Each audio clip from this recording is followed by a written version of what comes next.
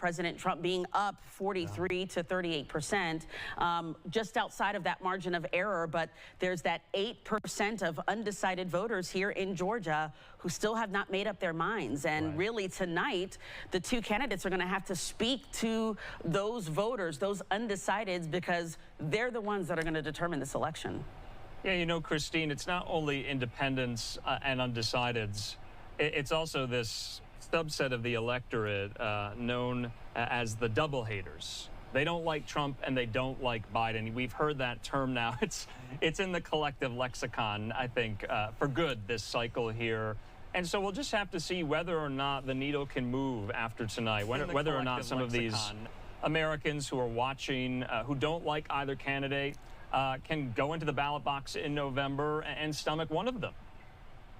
And I think some are saying that was the strategy, at least on the current president's part, to have a debate this early in the election cycle. Like I said, it has never happened this early before. But yes, you have those quote unquote double haters who are not happy with the selection of candidates at this time. So it will be really interesting to see how much the needle moves tonight with this election debate happening, with this presidential debate happening so early in this cycle, whether it moves either way for either candidate. I seriously have a feeling that it's going to be in November when we fully know who's going to win this race. Yeah, and of course, that was somewhat of the message from former President Trump in the wake immediately after he was found guilty in that court of law in New York. He said the real verdict will be November 5th.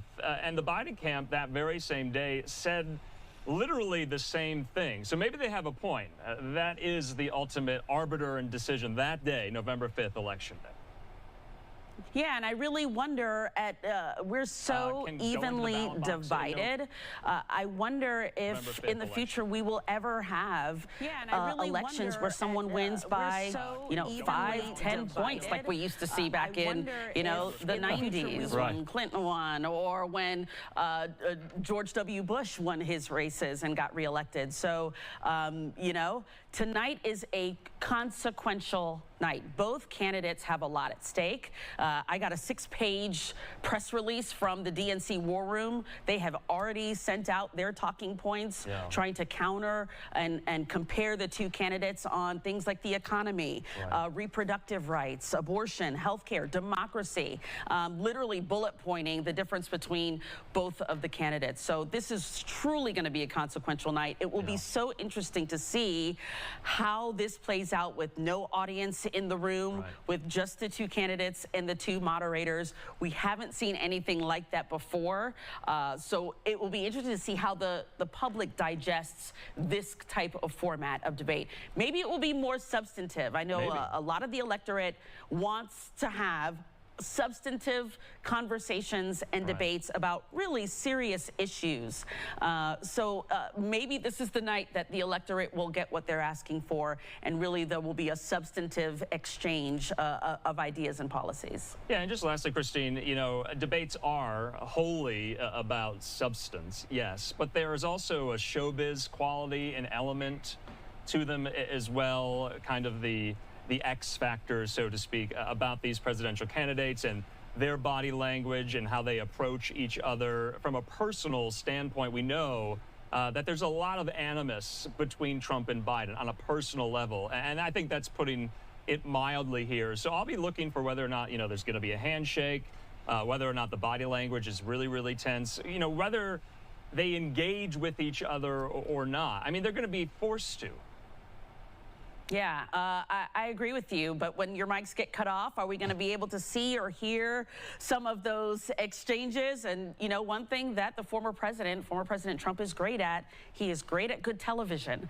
So, but he won't have that audience factor, something that he really feeds on when you see him at his rallies, or when you saw him today when he landed in Atlanta and there were dozens and dozens of people waiting on the tarmac, fans and his voters waiting on the tarmac. Mac cheering his name when he went walking down the stairs. So there are elements that both candidates are good at and that both can play off of. We'll see. We'll see if there's an interaction or exchange or a handshake or a level of civility for this debate. All right. Fox 5 Atlanta's Christine Sparrow. Can't thank you enough. Have a good debate night. Talk soon. Thanks so much. All right, in the meantime here, we do want to take our first commercial break of the hour. I hope you found that conversation informative. We're going to be having conversations like that in this hour, in the run-up to the CNN presidential debate, the first debate between Biden and Trump this cycle. Like Christine mentioned, yes, it is earlier than most cycles, and we'll get to why that is. Why would the Biden and the Trump campaign agree to something like this? So we have a whole host and staple of great political reporters lined up to answer your questions, to answer my questions about what to expect on this very historic night. We'll see you in 2 minutes.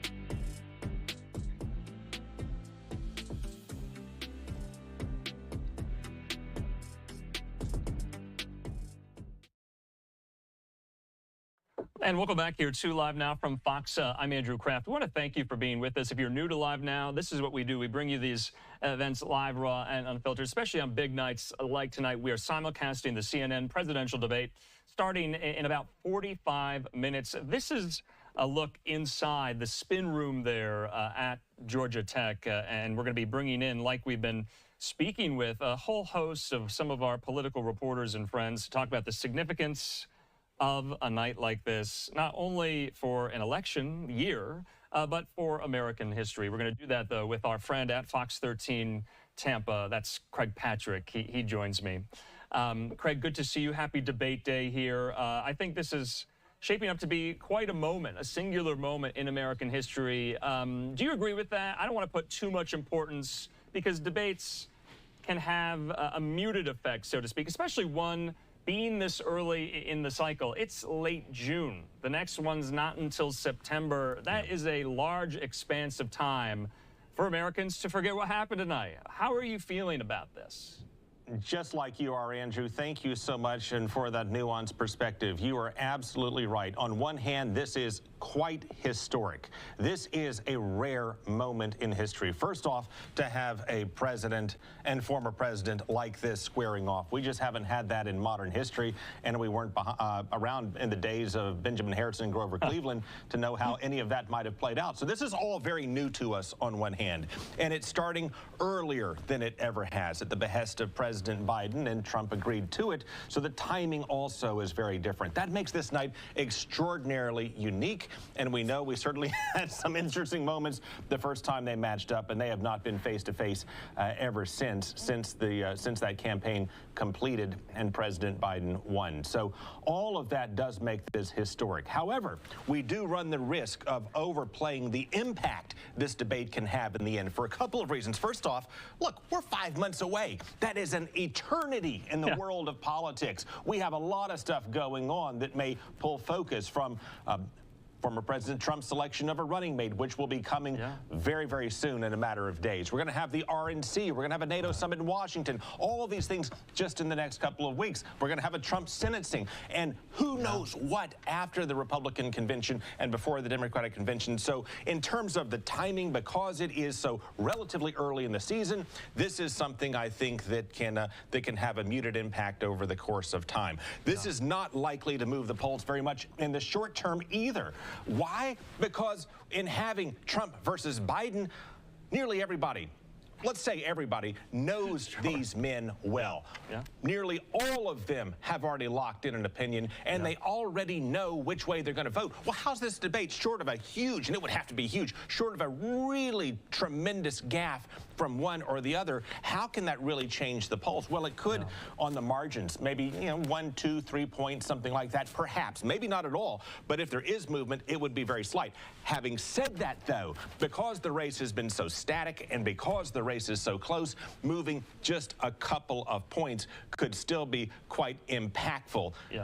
But one more caveat. Don't pay too much attention to the polls right now because the polls at this point in the game are often wrong. You know, Craig, I think for people who follow politics so closely like you and me, and maybe for viewers watching, they feel the same, that this primary and general election cycle has been so static. And that's why I think so many people are excited about a moment, just one moment in this election to see the candidates themselves, to see them square off here. You know, there's been some theories bandied about today and yesterday. We've been talking to a lot of people like yourself, Craig. Depending on how tonight goes, the September debate is entirely conditional. Do you buy that line?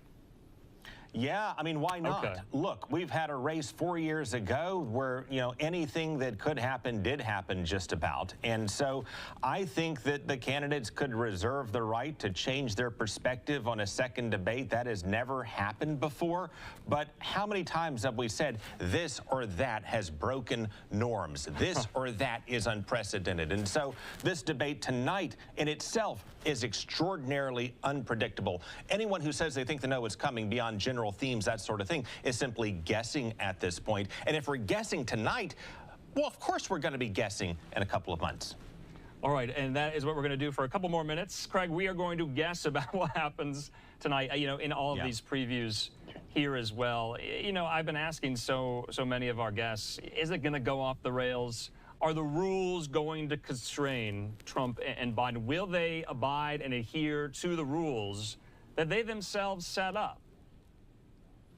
It's going to be hard to stray from some of the rules. We've seen demonstrations by the debate host at CNN how the mics get cut. And from a viewer's perspective, at least at home, you're not going to be able to hear a candidate unless the candidate happens to walk across the stage, which we cannot rule out that possibility to try to stand in on the other candidate's mic. So in terms of the core rules that we haven't seen in prior debates, that's going to be pretty hard for either candidate to breach. I don't think either one of them, in fact, will. You go back to the first debate, and that one was a mess in part because former President Trump, he was president at the time, he often interrupted to the point that it worked against him, and Trump has since acknowledged that. So in the fact that he's acknowledging that didn't go so well for him, I don't think he's likely to fervently interrupt again. So I think that they will hew to the rules. I don't see any big surprises there. But in terms of what they say or do, that's really where anything goes. And I think it really depends on what your definition is of off the rails would be, because you don't have to have chaos and one and the other talking over each other to still have what some would define as off the rails if it gets extraordinarily tense and very, very personal, which I think it could possibly, if not likely, do. Craig, just lastly, I think it's important. Let's get back to the question of why this debate is happening so early. It's all about early voting, isn't it? This was one stipulation by the Biden camp, early voting. That's why. That's exactly, yeah. Well, President Biden made the point that if you have a debate in October, so many people will have already voted by that point. And by the way, who has in prior elections tended to vote early and by mail? It's been Democrats. So strategically, the Biden campaign and the president himself have said that they want to have this early to make sure that that voters hear from both sides, both candidates, one-on-one, face-to-face, before they cast a ballot. And if you wait until September, certainly October, that's not going to happen for an awful lot of people. But something else is in play here, too, that I think that President Biden has not specifically mentioned here, and that is, while I've stressed that you can't trust the polls for what's going to happen in November, what we have seen in the polls is that former President Trump has maintained a slight advantage. Now, some, like the Fox poll, show slight movement toward Biden, slight nonetheless. Slight. But if Trump has maintained consistently a slight advantage in polling to date, and the race has been static, President Biden thinks it may be to his advantage to get both of them out early, especially as Republicans have advanced the narrative that that Biden is too old or feeble or incapable of connecting a sentence or a thought, that he can then beat those expectations, and then in turn they can kind of break the static nature of the race. Craig, lastly and briefly, this question after all presidential debates: who won the debate? How do you measure that?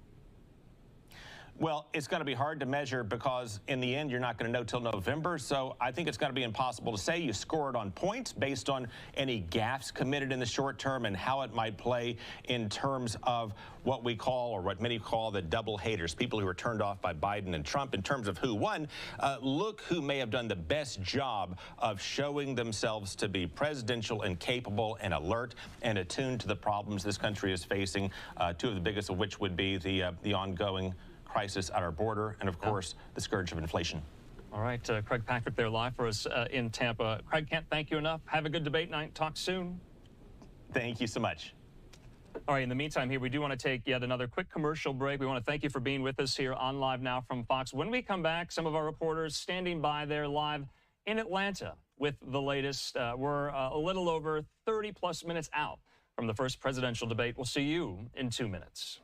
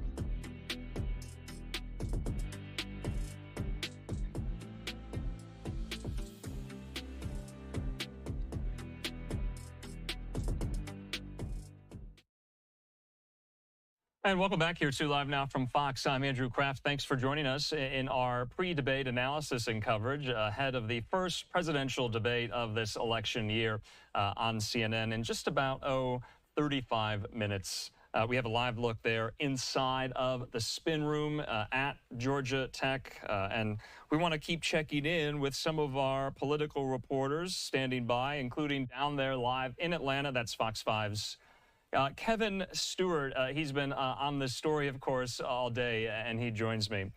Kevin, good to see you. Happy debate day here. How is the city of Atlanta preparing for this? Who have you spoken with? Quite busy here in Atlanta. Lots of traffic. I'm looking up here, and we've got a police, I believe there's a police chopper flying above near the venue. A lot of eyes on this debate. Here's what you can expect. Tonight's the night. President Joe Biden and former President Donald Trump will square off right here at CNN with the world watching. Yet there will be no crowd with a front row seat. There will be no audience. One of several rules both sides agreed to for this debate. You know, there won't be applauses, opportunities for the candidates to play off the crowd and interact with the crowds. The radical left. Will you shut up, man? Listen, who is on your Microphones list? will be muted while the other candidate is speaking to avoid confrontations like that one. Kind of prevents that crosstalk and attempts to intrude and potentially dominate the other candidates. Candidates won't be allowed to have props or pre-written notes on stage either. And you cannot be hostile. Spelman College political science professor Marilyn Davis insists both Biden and Trump must remain calm, coherent, yet vigorous to help smooth over concerns about age. The candidate who is seen as weak will have a lot to prove. I don't think it's going to be about issues. Maybe it will start that way. It might start like a good sermon, but then after a while, it just fades away. Tonight might be sport for the hardline supporters, but Emory University political science professor Zachary Peskowitz says the candidates must win over the few undecided votes in the middle. Both candidates have different tasks for themselves. I think for Biden, the challenge is going to be defending his economic record. For Trump, he's no longer the incumbent, so he doesn't have to defend his record over the past 4 years. But he is going to have to alleviate concerns about his temperament, his approach to governance. 4 years ago, the race was close. So far, we can expect this one to be very close. The most recent Fox News poll put President Biden at 50%, former President Trump at 48%. How much that will budge after tonight, we're about to find out. Back to you. Kevin, I got to ask you, you live in Atlanta, you're reporting in Atlanta, but you cover politics so closely, along with everyone there who has descended on Atlanta for this debate in the media. What about everyday Atlantans? Are they tuned in to this tonight? More and more so, for sure. Okay. The political ads have been all over the TV for months now, so it's hard to avoid. But without a doubt, people have been paying a lot of attention. The candidates have been coming through here for months. The vice president has been here, so definitely it's hard to avoid. All right, there, Kevin Stewart, live for us in Atlanta. Kevin, thanks so much. We'll talk soon. Yeah. All right, in the meantime here, we do want to just put up these debate rules to remind all of you what is at stake, what the parties agreed to. Here they are. 2 commercial breaks. Also, the candidates cannot interact with campaign staff throughout this 90-minute period. Also, the podium positions were determined already by a coin flip. We'll get that news to you in just a moment. And also, the mics are going to be muted outside of the speaking time for both Biden and Trump. Also, no prompts or pre-written notes, but a pen, paper, and water will be provided as well. We are at the bottom of the hour. Let's take yet another quick commercial break. We have live pictures inside there of the spin room at Georgia Tech. Also a cool live vantage point outside there in Atlanta. It looks like the whole town has all of the debate decals. We'll be back in 2 minutes.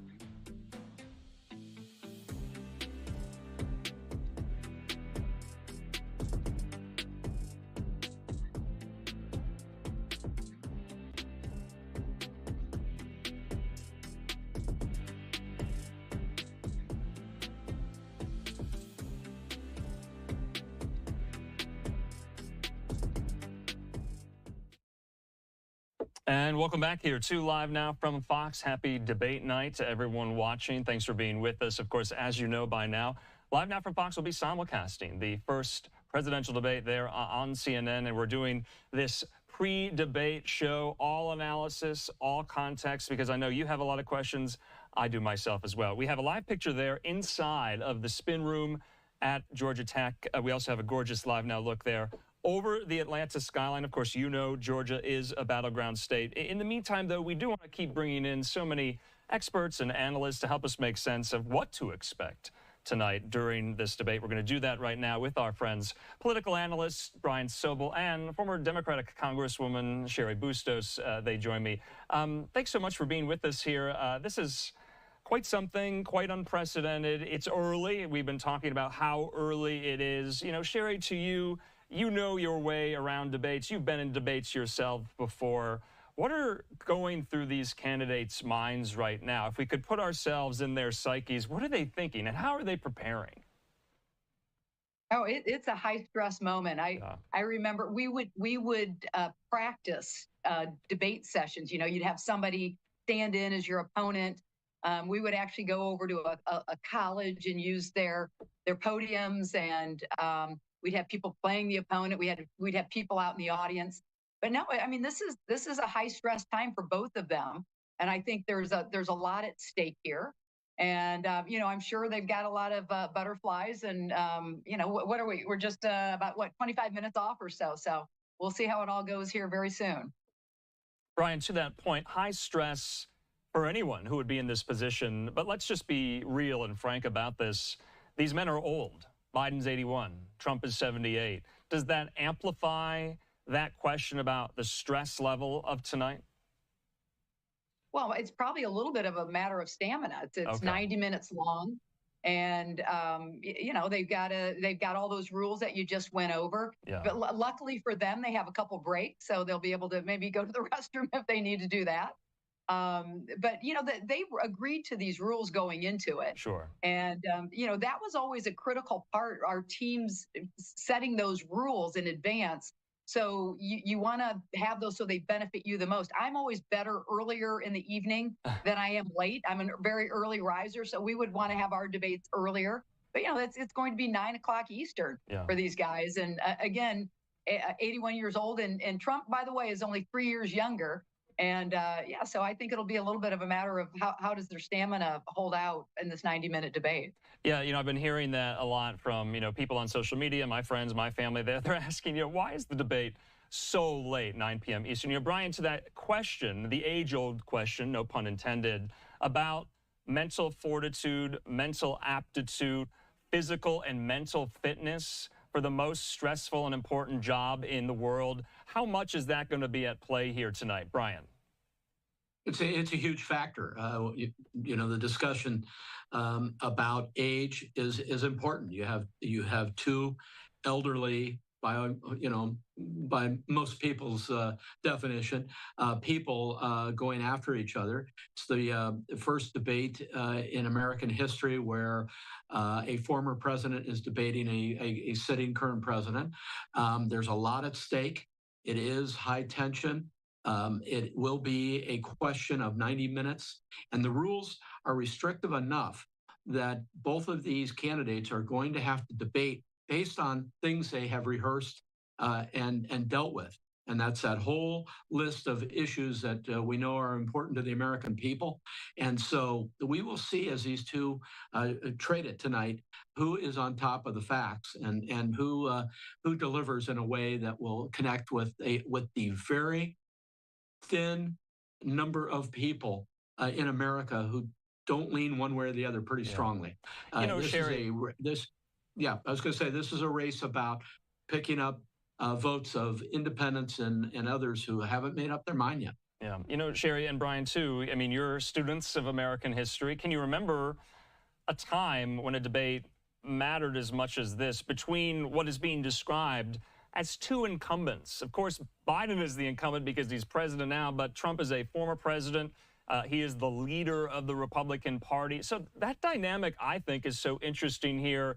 You know, and you can make the argument, you know, who is the underdog, who's on top, who's going in with the momentum.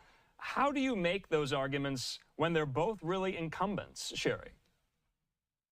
Well, I've always felt that these debates are high stakes. I was at the Biden-Trump debate 4 years ago. I was at the Hillary Trump debate 4 years before that.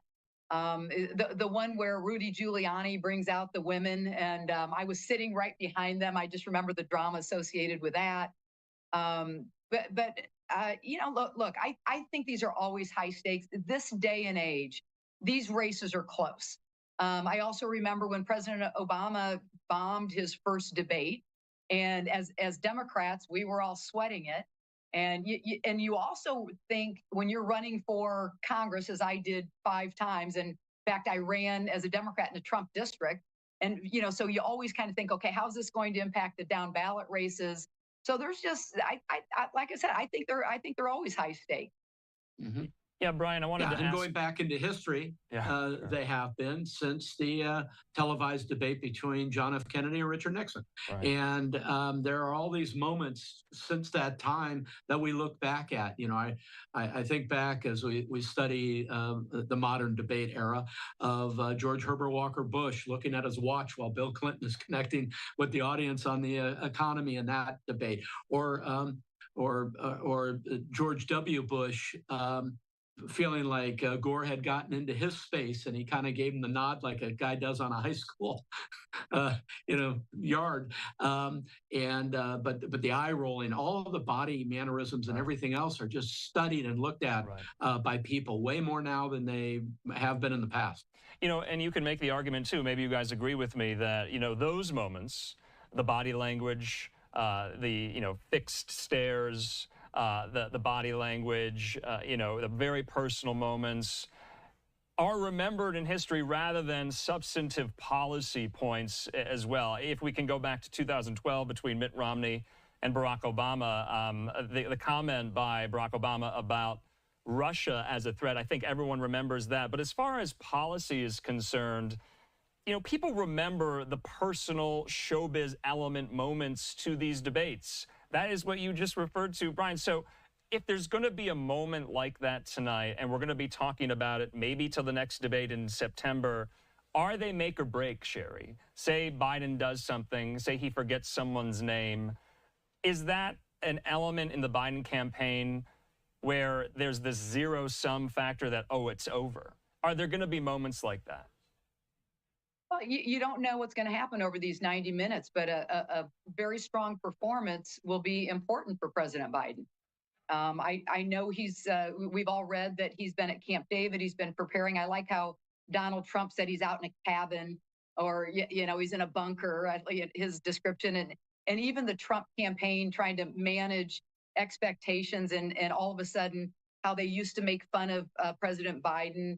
And now they're saying he's a good debater. You know, they're trying to manage those expectations. But no, I think that as we look at tonight, again, I see this as a performance that has to be very, very strong.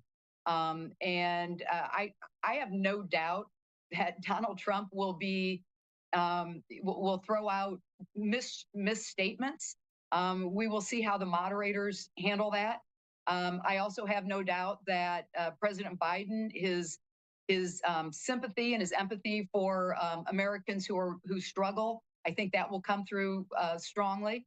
And I think we can expect the questions that will be out there about abortion, about Roe versus Wade, about the economy, about crime, about the border, about will President Trump accept the results of this election?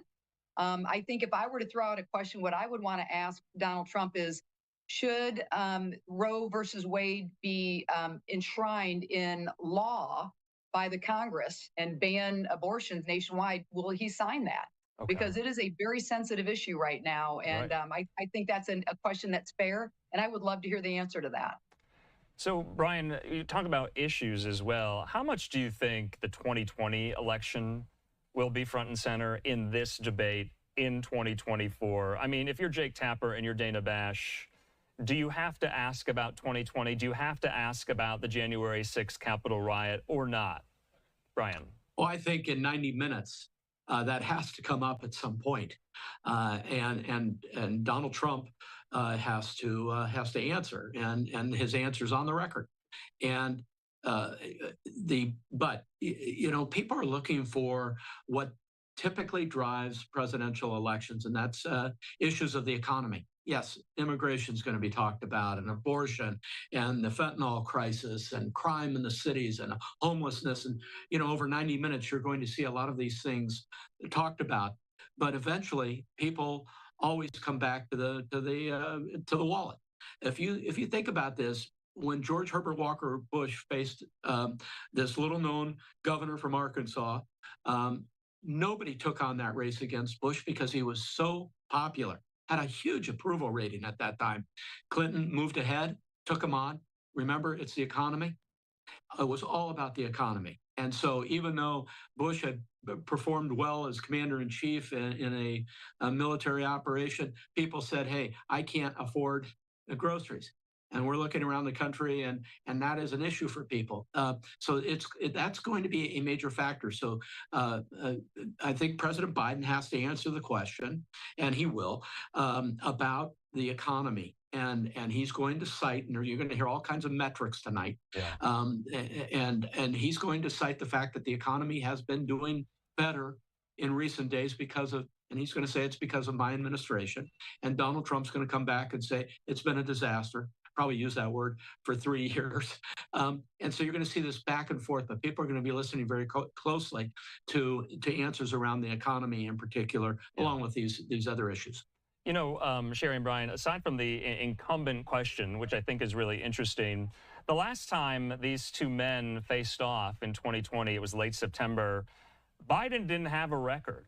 Trump was the only candidate that had a record. And now both of their records as president will be put against each other. So I thought that was really interesting as well here. But Sherry, you want to talk about some of the tawdry details of the news cycle around some of these debates? You remember back in 2020, there was allegations put out by the Trump camp that Biden was going to have an earpiece, that he was going to be taking performance-enhancing drugs.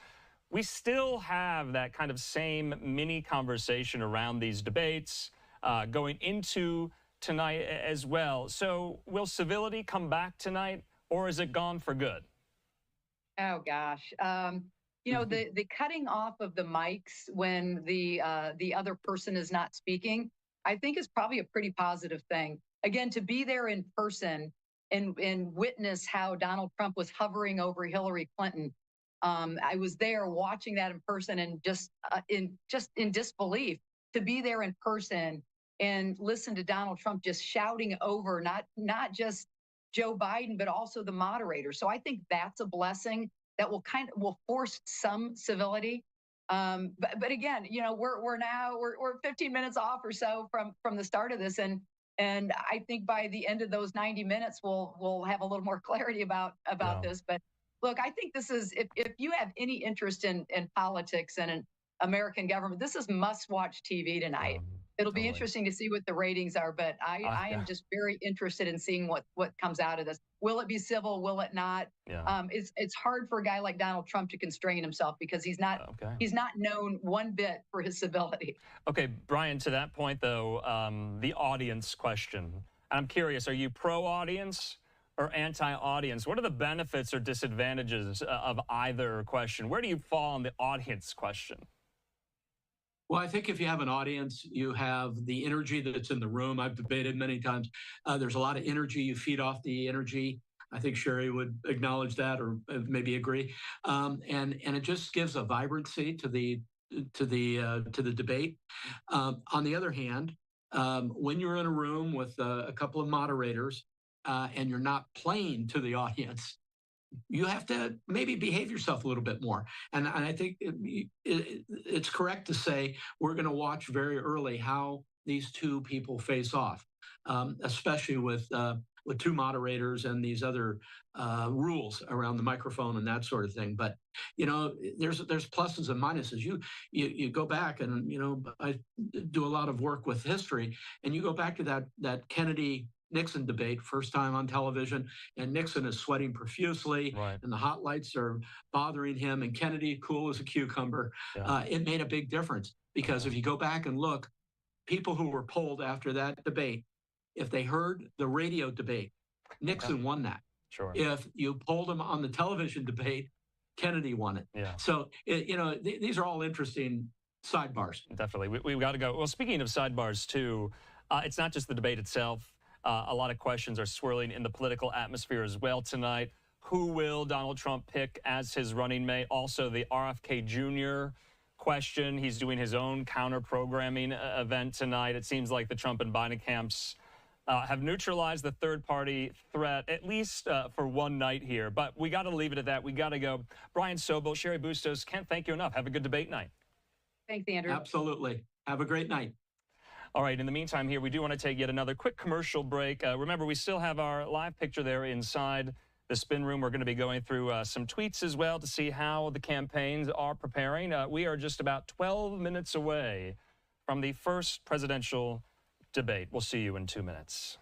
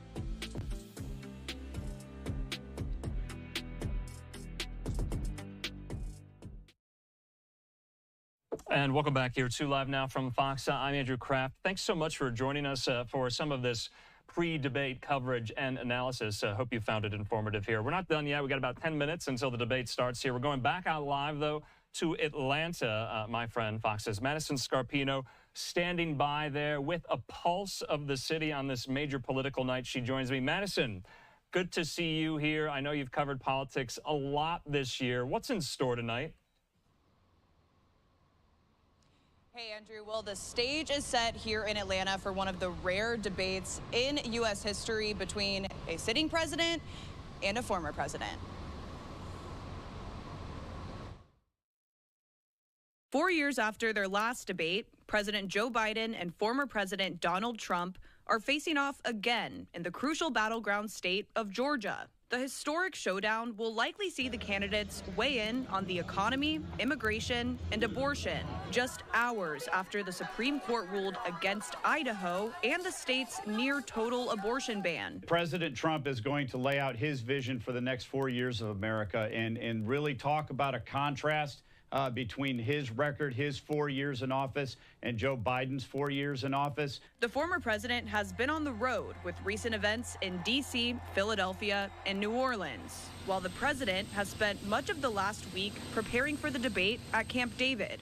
The Biden campaign says the president's record will speak for itself. He's going to present a clear choice between himself, who's fighting for the American people every single day, and he's going to be debating against Donald Trump, who's now running his campaign as a convicted felon. The latest Fox News poll shows voters will be paying attention tonight, with more than half saying the debate will be extremely or very important to their vote. I really just want to hear their plan on how they're planning to secure our country, secure our borders, keep us safe.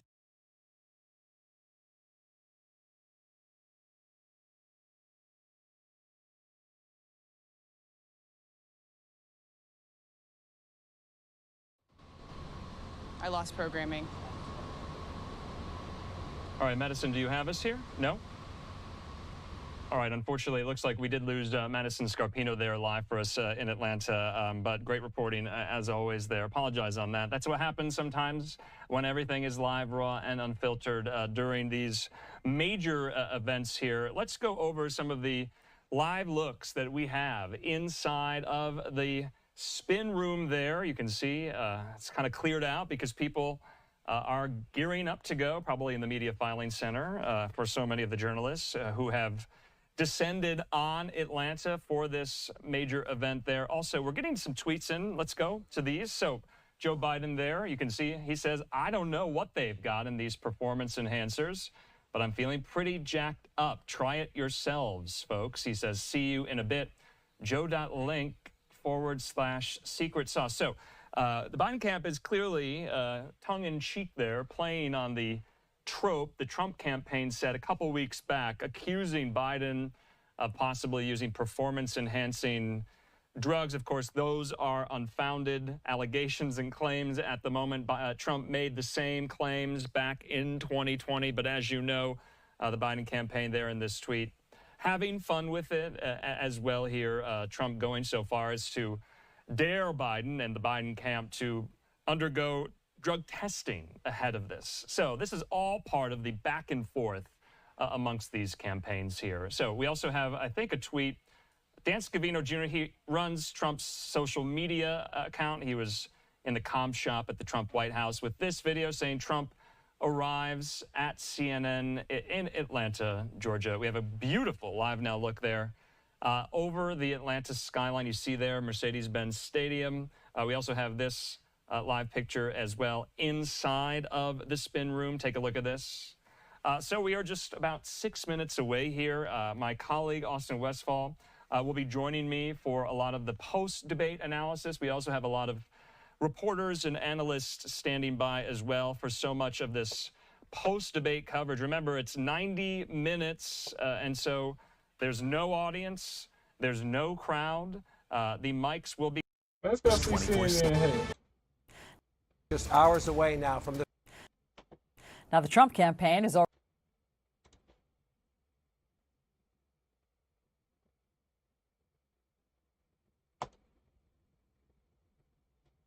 Let's go see what they hate and talking about.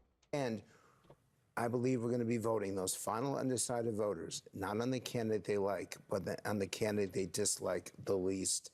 And that's why our democracy is so challenged right now. We're not happy with our choices, so we're trying to vote for the least worst evil. CNN's Jeff Zeleny brings us now this look at how much the United States, the world, and these two candidates have changed since they first took the stage. The historic rematch between Joe Biden and Donald Trump is anything but a rerun. A vastly different set of issues are driving this race as the president and former president come face to face for their first debate of the 2024 campaign. 4 years since they shared a stage. You're the worst president America has ever had. Hey, Come Joe, on. in 47 months, I've done more than you've done in 47 years, Joe. Feels like an upside-down lifetime ago, back when the coronavirus pandemic was raging. I think masks are okay. You have to understand, if you look, I mean, I have a mask right here. I put a mask on, when I think I need it. This is his economy he's shut down. In the Biden-Trump sequel, an entirely new fight has been brewing on the campaign trail. We could end up in World War III with this person. He's the worst president ever. And in TV ads. This election is between a convicted criminal who's only out for himself and a president who's fighting for your family. That offers a window into the new issues and fresh lines of attack.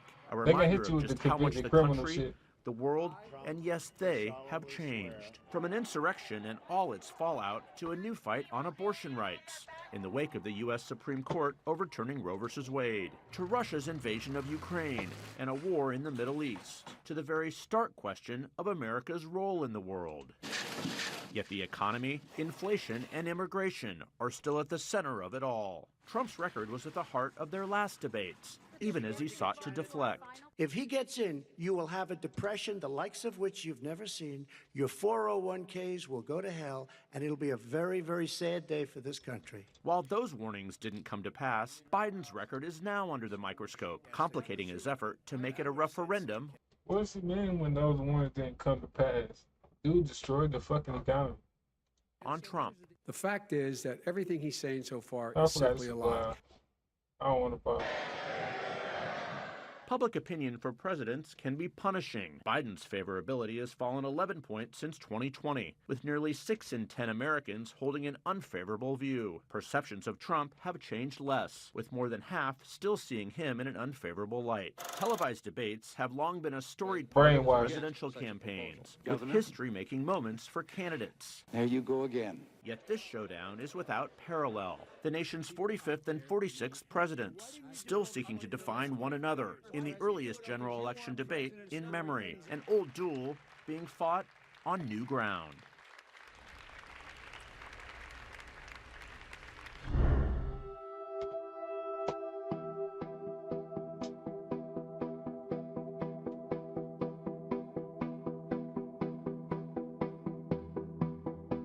Let's go.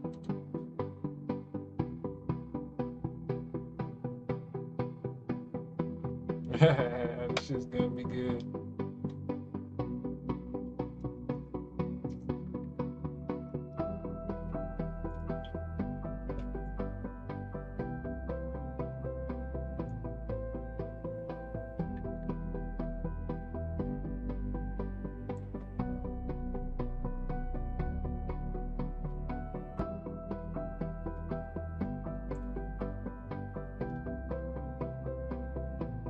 I really just, I already know President Trump gonna do pretty good. I just really can't see how bad Joe Biden gonna do.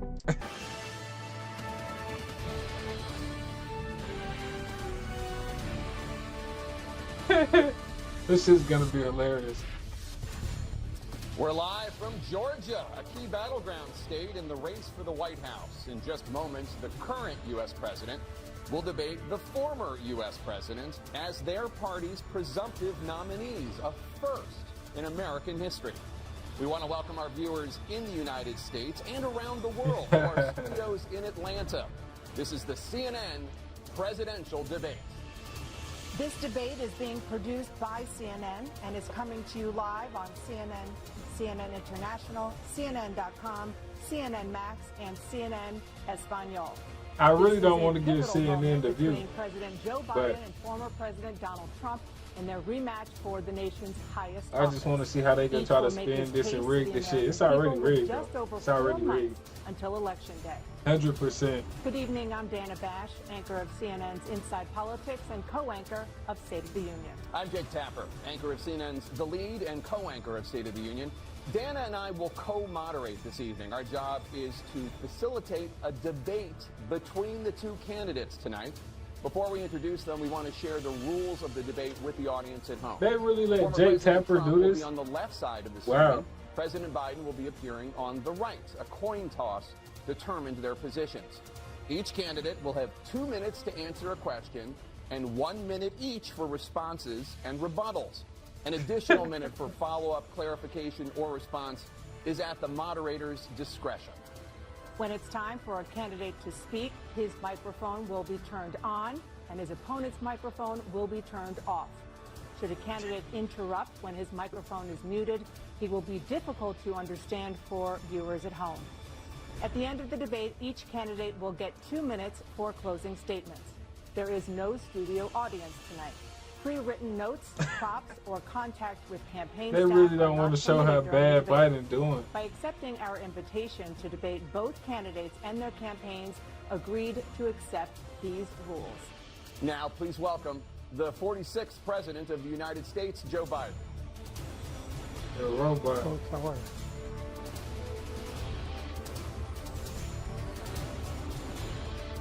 you? Great to be here. Thanks. And please welcome the 45th President of the United States, Donald Trump. Oh yeah, Donald J. Trump 2024. Fuck Democrats. Gentlemen, thanks so much for being here. Let's begin the debate, and let's start with the issue that voters consistently say is their top concern, the economy. President Biden, inflation has slowed, but prices remain high. Since you took office, the price of essentials has increased. For example, a basket of groceries that cost $100 then now costs more than $120.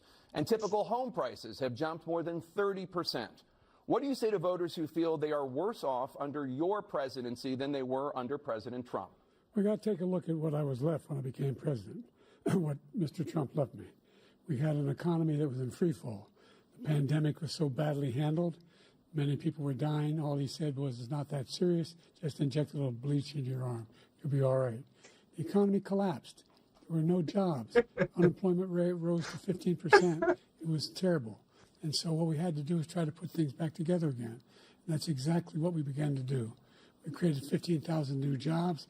We brought out the position where we have 800,000 new manufacturing jobs. But there's more to be done. There's more to be done. Working class people are still in trouble. I come from Scranton, Pennsylvania. I come of a household where the kitchen table, if the things weren't able to be met during the month, it was a problem. Price of eggs, the price of gas, the price of housing, the price of a whole range of things. That's why I'm working so hard to make sure I deal with those problems. And we're going to make sure that we reduce the price of housing. We're going to make sure we build 2 million new units. We're going to make sure we cap rents so corporate greed can't take over. The combination, what I was left with in corporate greed, is the reason why we're in this problem right now. In addition to that, we're in a situation where if you take a look at all that was done in his administration, he didn't do much at all. By the time he left, things were in chaos, literally chaos.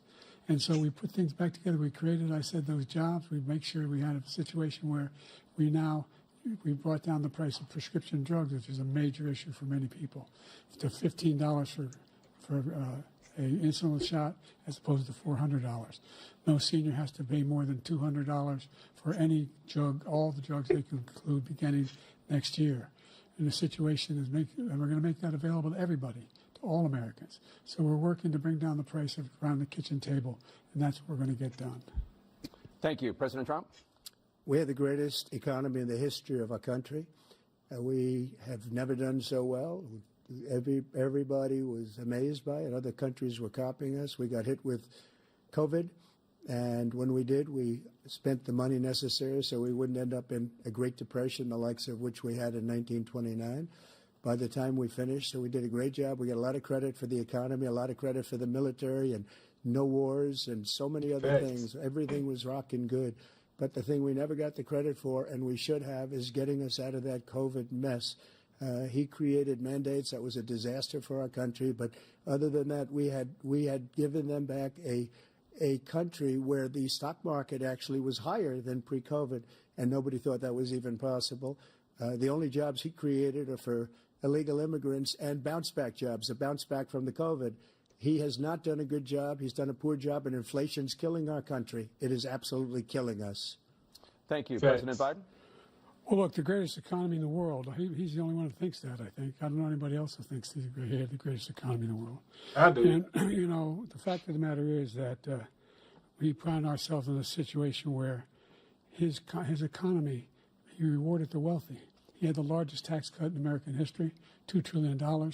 He raised a deficit larger than any president has in any one term. He's the only president other than Herbert Hoover who's lost more jobs than he had when he began, since Herbert Hoover. The idea that he did something that was significant. And the military, you know, when he was president, they were still killing people in Afghanistan. He didn't do anything about that. When he was president, we were still finding ourselves in a position where you had a notion that we were this safe country. The truth is, I'm the only president this century that doesn't have any, this decade, that doesn't have any troops dying anywhere in the world like he did. President Trump, I want to follow up That if I dude's can. delusional. You Am I want allowed to respond to him? Well, I'm going to ask you a follow-up. You can do whatever you want with the minute that we give you. I want to follow up. You want to impose a 10% tariff on all goods coming into the U.S. How will you ensure that that doesn't drive prices even higher? It's not going to drive them higher. It's just going to cause countries that have been ripping us off for years, like China and many others, in all fairness to China. It's going to just force them to pay us a lot of money, reduce our deficit tremendously, and give us a lot of power for other things. But he made a statement. The only thing he was right about is I gave you the largest tax cut in history. I also gave you the largest regulation cut in history. That's why we had all the jobs. And the jobs went down, and then they bounced back, and he's taking credit for bounce-back jobs. You can't do that. He also said he inherited 9% inflation. No, he inherited almost no inflation, and it stayed that way for 14 months. And then it blew up under his leadership because they spent money like a bunch of people that didn't know what they were doing, and they don't know what they were doing. It was the worst, probably the worst administration in history. There's never been. And as far as Afghanistan is concerned, I was getting out of Afghanistan, but we were getting out with dignity, with strength, with power. He got out. It was the most embarrassing day in the history of our country's life. President Trump, Facts. over the last 8 years, under Facts. both of your administrations, the national debt soared to record highs. And according to a new nonpartisan analysis, President Trump, your administration approved $8.4 trillion in new debt, while so far, President Biden, you've approved $4.3 trillion in new debt. So, former President Trump, many of the tax cuts that you signed into law are set to expire next year. You want to extend them and go even further, you say. With the U.S. facing trillion-dollar deficits and record debt, why should top earners and corporations pay even less in taxes than they do now? Because the tax cuts spurred the greatest economy that we've ever seen just prior to COVID. And even after COVID, it was so strong that we were able to get through COVID much better than just about any other country. But we spurred, that tax spurred. Now, when we cut the taxes, as an example, the corporate tax was cut down to 21% from 39%, plus beyond that. We took in more revenue with much less tax, and companies were bringing back trillions of dollars back into our country. The country was going like never before, and we were ready to start paying down debt. We were ready to start using the liquid gold right under our feet, the oil and gas right under our feet. We were going to have something that nobody else has had. We got hit with COVID.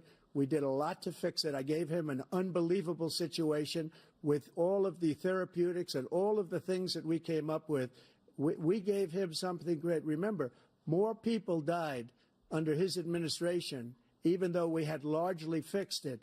More people died under his administration than our administration, and we were right in the middle of it, something which a lot of people don't like to talk about. But he had far more people dying in his administration. He did the mandate, which is a disaster, mandating it. The vaccine went out. He did a mandate on the vaccine, which is the thing that people most objected to about the vaccine. And he did a very poor job, just a very poor job. And I will tell you, not only poor there, but throughout the entire world, we're no longer respected as a country. They don't respect our leadership. They don't respect the United States anymore. We're like a third world nation between weaponization of his election, trying to go after his political opponent, all of the things he's done. We've become like a third world nation, and it's a shame. The damage he's done to our country. And I'd love to ask him, and will, why he allowed millions of people to come in here from prisons, jails, and mental institutions to come into our country and destroy our country. President Trump, we will get to immigration later in this block. President Biden, I want to give you an opportunity to respond to this question about the national debt. He had the largest national debt of any president in a 4-year period, number one. Number two, that $2 trillion tax cut benefited the very wealthy. What I'm going to do is fix the tax system. For example, we have 1,000 trillionaires in America. Billionaires in America. And what's happening? They're in a situation where they, in fact, pay 8.2% in taxes. If they just paid 24%, 25%, either one of those numbers, they'd raise $500 million, billion dollars, I should say, in a 10-year period. We'd be able to wipe out his debt. We'd be able to help make sure that all those things we need to do, child care, elder care, making sure that we continue to strengthen our healthcare system, making sure that we're able to make every single solitary person eligible for what I've been able to do with the with the COVID, with dealing with everything we have to do with, look, if we finally beat Medicare. Thank you, President Biden. President Trump? Well, he's right. He did beat Medicare. He beat it to death, and he's destroying Medicare because all of these people are coming in. They're putting them on Medicare. They're putting them on Social Security. They're going to destroy Social Security. This man is going to single-handedly destroy Social Security. These millions and millions of people coming in, they're trying to put them on Social Security. He will wipe out Social Security. He will wipe out Medicare. So he was right in the way he finished that sentence. And it's a shame. What's happened to our country in the last 4 years is not to be believed. Foreign countries, I'm friends with a lot of people, they cannot believe what happened to the United States of America. We're no longer respected. They don't like us. We give them everything they want, and they think we're stupid. They think we're very stupid people. What we're doing for other countries, and they do nothing for us. What this man has done is absolutely criminal. Thank you, President Trump. Dana? This is the first presidential election since the Supreme Court overturned Roe v. Wade. This morning, the court ruled on yet another abortion case, temporarily allowing emergency abortions to continue in Idaho, despite that state's restrictive ban. Former President Trump, you take credit for the decision to overturn Roe v. Wade, which returned the issue of abortion to the states. Correct. However, the federal government still plays a role in whether or not women have access to abortion pills. They're used in about 2/3 of all abortions. As president, would you block abortion medication? First of all, the Supreme Court just approved the abortion bill, and I agree with their decision to have done that, and I will not block it. And if you look at this whole question that you're asking, complex but not really complex. 51 years ago, you had Roe v. Wade, and everybody wanted to get it back to the states. Everybody, without exception. Democrats, Republicans, liberals, conservatives, everybody wanted it back. Religious leaders. And what I did is I put 3 great Supreme Court justices on the court, and they happened to vote in favor of killing Roe v. Wade and moving it back to the states. This is something that everybody wanted. Now, 10 years ago or so, they started talking about how many weeks and how many this, getting into other things. But every legal scholar throughout the world, the most respected, wanted it brought back to the states. I did that. Now the states are working it out. If you look at Ohio, it was a decision that was an end result that was a little bit more liberal than you would have thought. Kansas, I would say the same thing. Texas is different. Florida is different. But they're all making their own decisions right now. And right now, the states control it. That's the vote of the people. Like Ronald Reagan, I believe in the exceptions. I am a person that believes. And frankly, I think it's important to believe in the exceptions. Some people, you have to follow your heart. Some people don't believe in that. But I believe in the exceptions for rape, incest, and the life of the mother. I think it's very important. Some people don't. Follow your heart. But you have to get elected also. And because that has to do with other things. You got to get elected. The problem they have is they're radical because they will take the life of a child in the 8th month, the 9th month, and even after birth. After birth, if you look at the former governor of Virginia, he was willing to do this. He said, we'll put the baby aside and we'll determine what we do with the baby, meaning we'll kill the baby. What happened is we brought it back to the states, and the country is now coming together on this issue. It's been a great thing. Thank you. President Biden? It's been a terrible thing, what you've done. The fact is that the vast majority of constitutional scholars supported Roe when it was decided, supported Roe. And that's this idea that they're all against it is just ridiculous.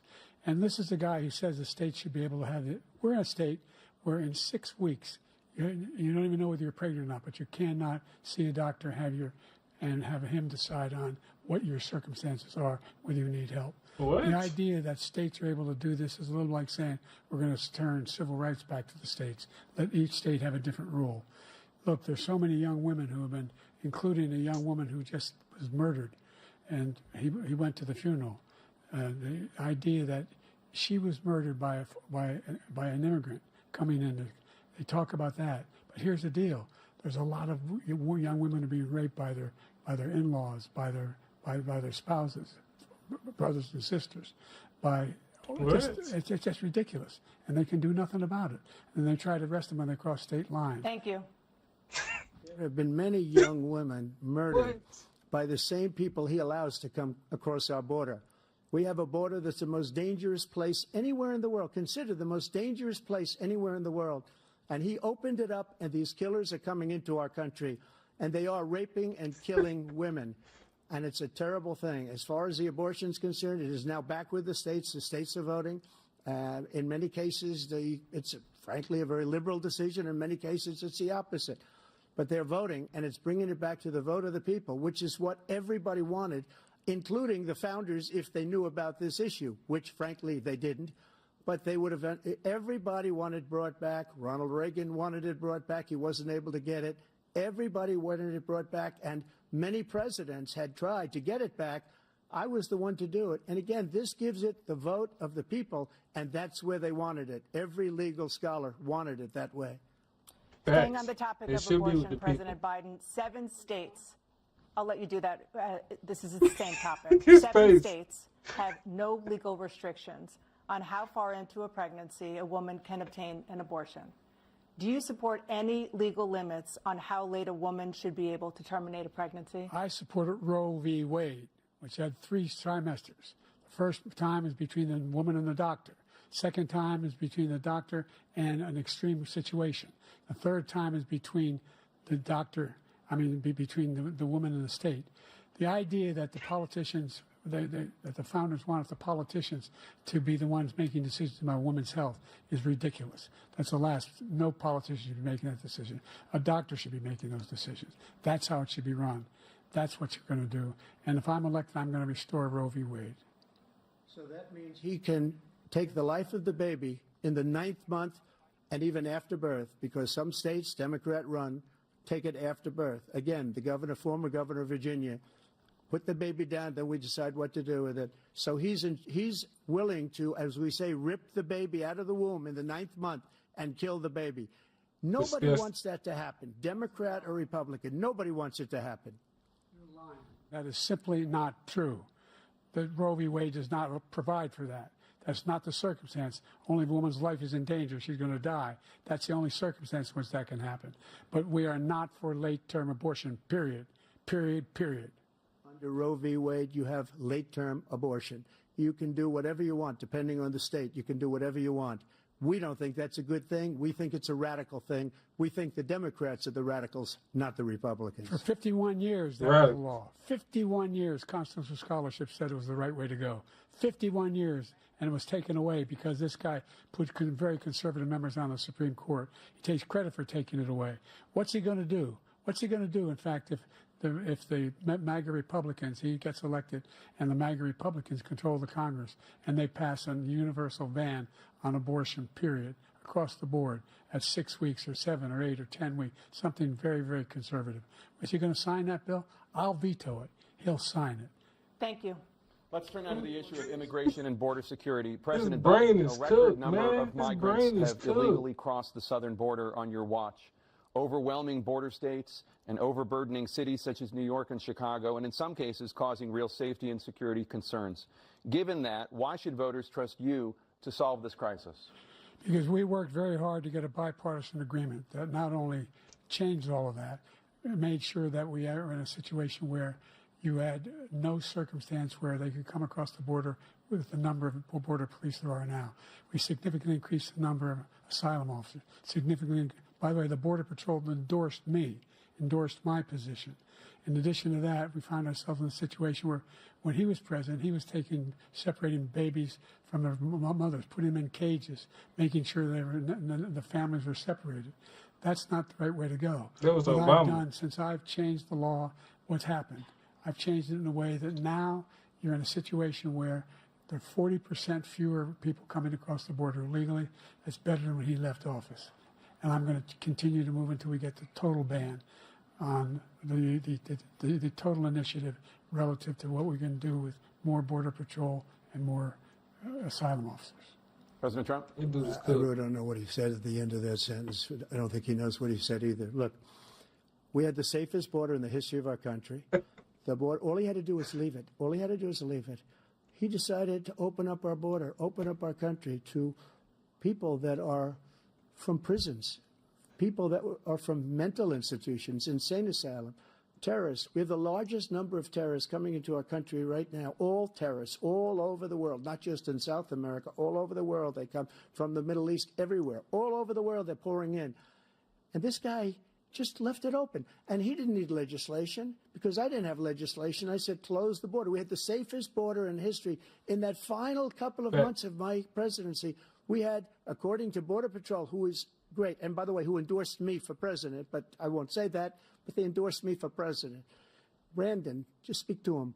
But look, we had the safest border in history. Now we have the worst border in history. There's never been anything like it. And people are dying all over the place, including the people that are coming up in caravans. President Trump. President God bless, man. The only God bless. terrorist who's done anything across the border is one who came along and killed three, and his administration, killed an Al-Qaeda person, come in and his administration, killed 3 American soldiers. Killed 3 American soldiers. That's the only terrorist that's there. I'm not saying that no terrorist ever got through, but the idea they're emptying their prisons, we're welcoming these people, that's simply not true. There's no data to support what he said. Once again, he's exaggerating, he's lying. President Trump, staying on the topic of immigration, It looks you like said you're AR. going to carry out, quote, the largest domestic deportation operation in American history, unquote. Does that mean that you will deport every undocumented immigrant in America, including those who have jobs, including those whose spouses are citizens, and including those who have lived here for decades? And if so, how will you do it? Just 1 second. He said we killed 3 people. The people we killed are al-Baghdadi and Soleimani, the 2 greatest terrorists, biggest terrorists anywhere in the world. And it had a huge impact on everything, not just border, on everything. He's the one that killed people with the bad water, including hundreds of thousands of people dying and also killing our citizens when they come in. We are living right now in a rat's nest. They're killing our people in New York, in California, in every state in the union because we don't have borders anymore. Every state is now a border. And because of his ridiculous, insane, and very stupid policies, people are coming in and they're killing our citizens at a level that we've never seen. We call it migrant crime. I call it Biden migrant crime. They're killing our citizens at a level that we've never seen before. And you're reading it like these 3 incredible young girls over the last few days. One of them, I just spoke to the mother, and they just had the funeral for this girl, 12 years old. This is horrible what's taken place. What's taken place in our country, we're literally an uncivilized country now. He doesn't want it to be. He just doesn't know. He opened the borders. Nobody's ever seen anything like. And we have to get a lot of these people out, and we have to get them out fast because they're going to destroy our country. Just take a look at where they're living. They're living in luxury hotels in New York City and other places. Our veterans are on the street. They're dying because he doesn't care about our veterans. He doesn't care. He doesn't like the military at all, and he doesn't care about our veterans. Nobody been worse. I had the highest approval rating for veterans taking care of the VA. He has the worst. He's gotten rid of all the things that I approved, choice that I got through Congress, all of the different things I approved, they abandoned. We had by far the highest, and now it's down in less than half because he's done all these great things that we did, and I think he did it just because I approved it, which is crazy. But he has killed so many people at our border by allowing all of these people to come in. And it's a very sad day in America. President Biden, you have the mic. Every single thing he said is a lie. Every single one. For example, veterans are a hell of a lot better off since I passed the PACT Act. 1 million of them now have insurance, and their families have it. Their families have it because what happened, whether it was Agent Orange or burn pits, they're all being covered now. And his group opposed that. We're also in a situation where we have great respect for veterans. My son spent a year in Iraq, living right next to one of those burn pits, came back with stage 4 glioblastoma. I was recently in France for D-Day, and I spoke all about those heroes that died. I went to the World War II cemetery, World War I cemetery he refused to go to. He was standing with his 4-star general, and he told me, he said, I don't want to go in there because they're a bunch of losers and suckers. My son was not a loser, was not a sucker. You're the sucker. You're the loser. President Trump? First of all, that was a made-up quote, suckers and losers. They made it up. It was in a third-rate magazine that's failing, like many of these magazines. He made that up. He put it in commercials. We've notified him. We had 19 people that said I didn't say it. And think of this. Who would say I'm at a cemetery or I'm talking about our veterans? Because nobody's taken better care. I'm so glad this came up and he brought it up. There's nobody that's taken better care of our soldiers than I have. To think that I would, in front of generals and others, say suckers and losers. We have 19 people that said it was never said by me. It was made up by him, just like Russia was made up, just like the 51 intelligence agents are made up. Just like the new thing with the 16 economists are talking, it's the same thing. 51 intelligence agents said that the laptop was Russia disinformation. It wasn't. That came from his son, Hunter. It wasn't Russia disinformation. He made up the suckers and losers, so he should apologize to me right now. A 4-star general standing to your side who was on your staff who said you said it, period. That's number one. And number two, the idea that I have to apologize to you for anything along the line. We've done more for veterans than any president has in American history. And they now are in their family. The only sacred obligation we have as a country is to care for our veterans when they come home and their families and equip them when they go to war. That's what we're doing. That's what the VA is doing now. They're doing more for veterans than ever before in our history. All right, thank you so much. Let's move to the topic of foreign policy. I want to begin with Russia's Hey, war where's Biden's against Ukraine flag which pin? is He only now has an its American third year. one. Where's his Former Ukraine President one? Trump, Russian President He's missing Vladimir it. Putin says he'll only end this war if Russia keeps the Ukrainian territory it has already claimed and Ukraine abandons its bid to join NATO. Are Putin's terms acceptable to you? First of all, our veterans and our soldiers can't stand this guy. They can't stand him. They think he's the worst commander-in-chief, if that's what you call him, that we've ever had. They can't stand him. So let's get that straight. And they like me more than just about any of them. And that's based on every single bit of information. As far as Russia and Ukraine, if we had a real president, the president that knew, that was respected by Putin, he would have never invaded Ukraine. A lot of people are dead right now, much more than people know. You know, they talk about numbers. You can double those numbers, maybe triple those numbers. He did nothing to stop it. In fact, I think he encouraged Russia from going in. I'll tell you what happened. He was so bad with Afghanistan. It was such a horrible embarrassment, most embarrassing moment in the history of our country, that when Putin watched that and he saw the incompetence, that he should have fired those generals, like I fired the one that you mentioned, and so he's got no love lost. But he should have fired those generals. No general got fired for the most embarrassing moment in the history of our country, Afghanistan, where we left billions of dollars of equipment behind. We lost 13 beautiful soldiers, and 38 soldiers were obliterated. And by the way, we left people behind, too. We left American citizens behind.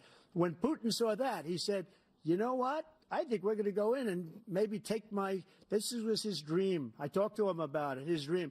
The difference is he never would have invaded Ukraine. Never. Just like Israel would have never been invaded in a million years by Hamas. You know why? Because Iran was broke with me. I wouldn't let anybody do business with them. They ran out of money. They were broke. They had no money for Hamas. They had no money for anything. No money for terror. That's why you had no terror at all during my administration. This place, the whole world was blowing up under him. Facts. President Biden? I've never heard so much malarkey in my whole life. Look, the fact of the matter is that we're in a situation where, let's take the last point first. Iran attacked American troops, caused brain damage for a number of these troops, and he did nothing about it. Recently, not when he was president. They attacked. He said they're just having headaches. That's all it is. He didn't do a thing when the attack took place, number one. Number two, we got over 100,000 Americans and others out of This shit is sad Afghanistan to see. during that airlift. Number three, we found ourselves in a situation where if you take a look at what Trump did in Ukraine, this guy told Trump, do whatever you want and do whatever you want. And that's exactly what Trump did to Putin, encourage him, do whatever you want. And he went in. And listen to what he said when he went in. He was going to take Kyiv in 5 days, remember? Because it's part of the old Soviet Union. That's what he wanted to reestablish, Kyiv. And he, in fact, didn't do it at all. He wasn't able to get it done. And they've lost thousands and thousands of troops, 500,000 troops. President Trump, I never come back said to you that. for 1 minute. I just want to go back to my original question, which is, are Putin's terms acceptable to you? Keeping the territory in Ukraine? No, they're not acceptable. But look, this is a war that never should have started. If we had a leader in this war, he led everybody along. He's given $200 billion now or more to Ukraine. He's given $200 billion. That's a lot of money. I don't think there's ever been anything like it. Every time that Zelensky comes to this country, he walks away with $60 billion. He's the greatest salesman ever. And I'm not knocking him. I'm not knocking anything. I'm only saying the money that we're spending on this war, and we shouldn't be spending, it should have never happened. I will have that war settled between Putin and Zelensky as president-elect before I take office on January 20th. I'll have that war settled. People being killed so needlessly, so stupidly, and I will get it settled, and I'll get it settled fast before I take office. President Biden, you have a minute. The fact is that Putin is a war criminal. He's killed thousands and thousands of people. And he has made one thing clear. He wants to reestablish what was part of the Soviet Empire, not just a piece. He wants all of Ukraine. That's what he wants. And then do you think he'll stop there? Do you think he'll stop when if he takes Ukraine? What do you think happens to Poland? What do you think of Belarus? What do you think happens to those NATO countries? And so if you want a war, you ought to find out what he's going to do, because if in fact he does what he says and walks away, by the way, all that money we give Ukraine are from weapons we make here in the United States. We give them the weapons, not the money at this point. And our NATO allies have produced as much funding for Ukraine as we have. That's why we're strong. Stop lying, bitch. Thank you. Moving on to the Middle East. In October, Fucking liar. Hamas attacked Israel, killing more than 1,000 people and taking hundreds of hostages. Among those held and thought to still be alive are 5 Americans. Israel's response has killed thousands of Palestinians and created a humanitarian crisis in Gaza.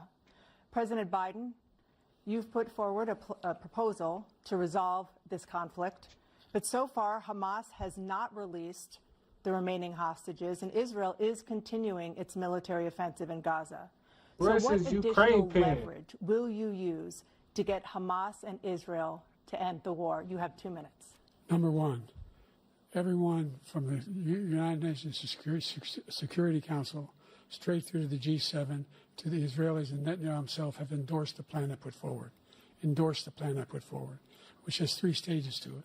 The first stage is trade the hostages for a ceasefire. Second phase is a ceasefire with additional conditions. The third phase is the end of the war. The only one who wants the war to continue is Hamas. Number one, they're the only ones standing out. We're still pushing hard to get them to accept. In the meantime, what's happened? In Israel, we're finding that the only thing I've denied Israel was 2,000-pound bombs. They don't work very well in populated areas. They kill a lot of innocent people. We're providing Israel with all the weapons they need and when they need them. And by the way, I'm the guy that organized the world against Iran when they had a full-blown intercontinental ballistic missile attack on Israel. No one was hurt. No one Israeli was accidentally killed, and it just stopped. We saved Israel. We are the biggest producer of support for Israel of anyone in the world. And so there are 2 different things. Hamas cannot be allowed to be continued. We continue to send our experts and our intelligence people as to how they can get Hamas like we did bin Laden. You don't have to do it. And by the way, they've been greatly weakened, Hamas, greatly weakened, and they should be. They should be eliminated. But you've got to be careful for using certain weapons among population centers. Just going back to Ukraine for 1 second. We have an ocean separating us. The European nations together have spent $100 billion, or maybe more than that, less than us. Why doesn't he call them and say, you got to put up your money like I did with NATO? I got them to put up hundreds of billions of dollars. The Secretary General of NATO said Trump did the most incredible job I've ever seen. They wouldn't have any. They were going out of business. We were spending almost 100% of the money was paid by us. He didn't do that. He's getting all. You got to ask these people to put up the money. We're over $100 billion more spent, and it has a bigger impact on them because of location, because we have an ocean in between. You got to ask them. As far as Israel and Hamas, Israel's the one that wants to go. He said the only one that wants to keep going is Hamas. Actually, Israel is the one, and you should let him go and let him finish the job. He doesn't want to do it. He's become like a Palestinian, but they don't like him because he's a very bad Palestinian. He's a weak one. President Biden, you have a minute. I've never heard so much foolishness. This is a guy who wants to get out of NATO. Are you going to stay in NATO? He's going to pull out of NATO. The idea that we have, our strength lies in our alliances as well. It may be a big ocean, but we're ever able to avoid a war in Europe, a major war in Europe? What happens if, in fact, you have Putin continue to go into NATO? We have an Article 5 agreement. Attack on one is attack on all. You want to start the nuclear war he keeps talking about, go ahead. Let Putin go in and control Ukraine and then move on to Poland and other places. See what happens then. He has no idea what the hell he's talking about. And by the way, I got 50 other nations around the world to support Ukraine, including Japan and South Korea, because they understand that this kind of dislocation has a serious threat to the whole world peace. No major war in Europe has ever been able to be contained just to Europe. President Trump, just to follow up, would you support the creation of an independent Palestinian state in order to achieve peace in the region? I'd have to see, but before we do that, the problem we have is that we spend all the money. So they kill us on trade. I made great trade deals with the European nations because if you add them up, they're about the same size economically. Their economy is about the same size as the United States. And they were no cars, they don't want anything that we have, but we're supposed to take their cars, their food, their everything, their agriculture. I changed that. But the big thing I changed is they don't want to pay. And the only reason that he can play games with NATO is because I got them to put up hundreds of billions of dollars. I said, and he's right about this, I said, no, I'm not going to support NATO if you don't pay.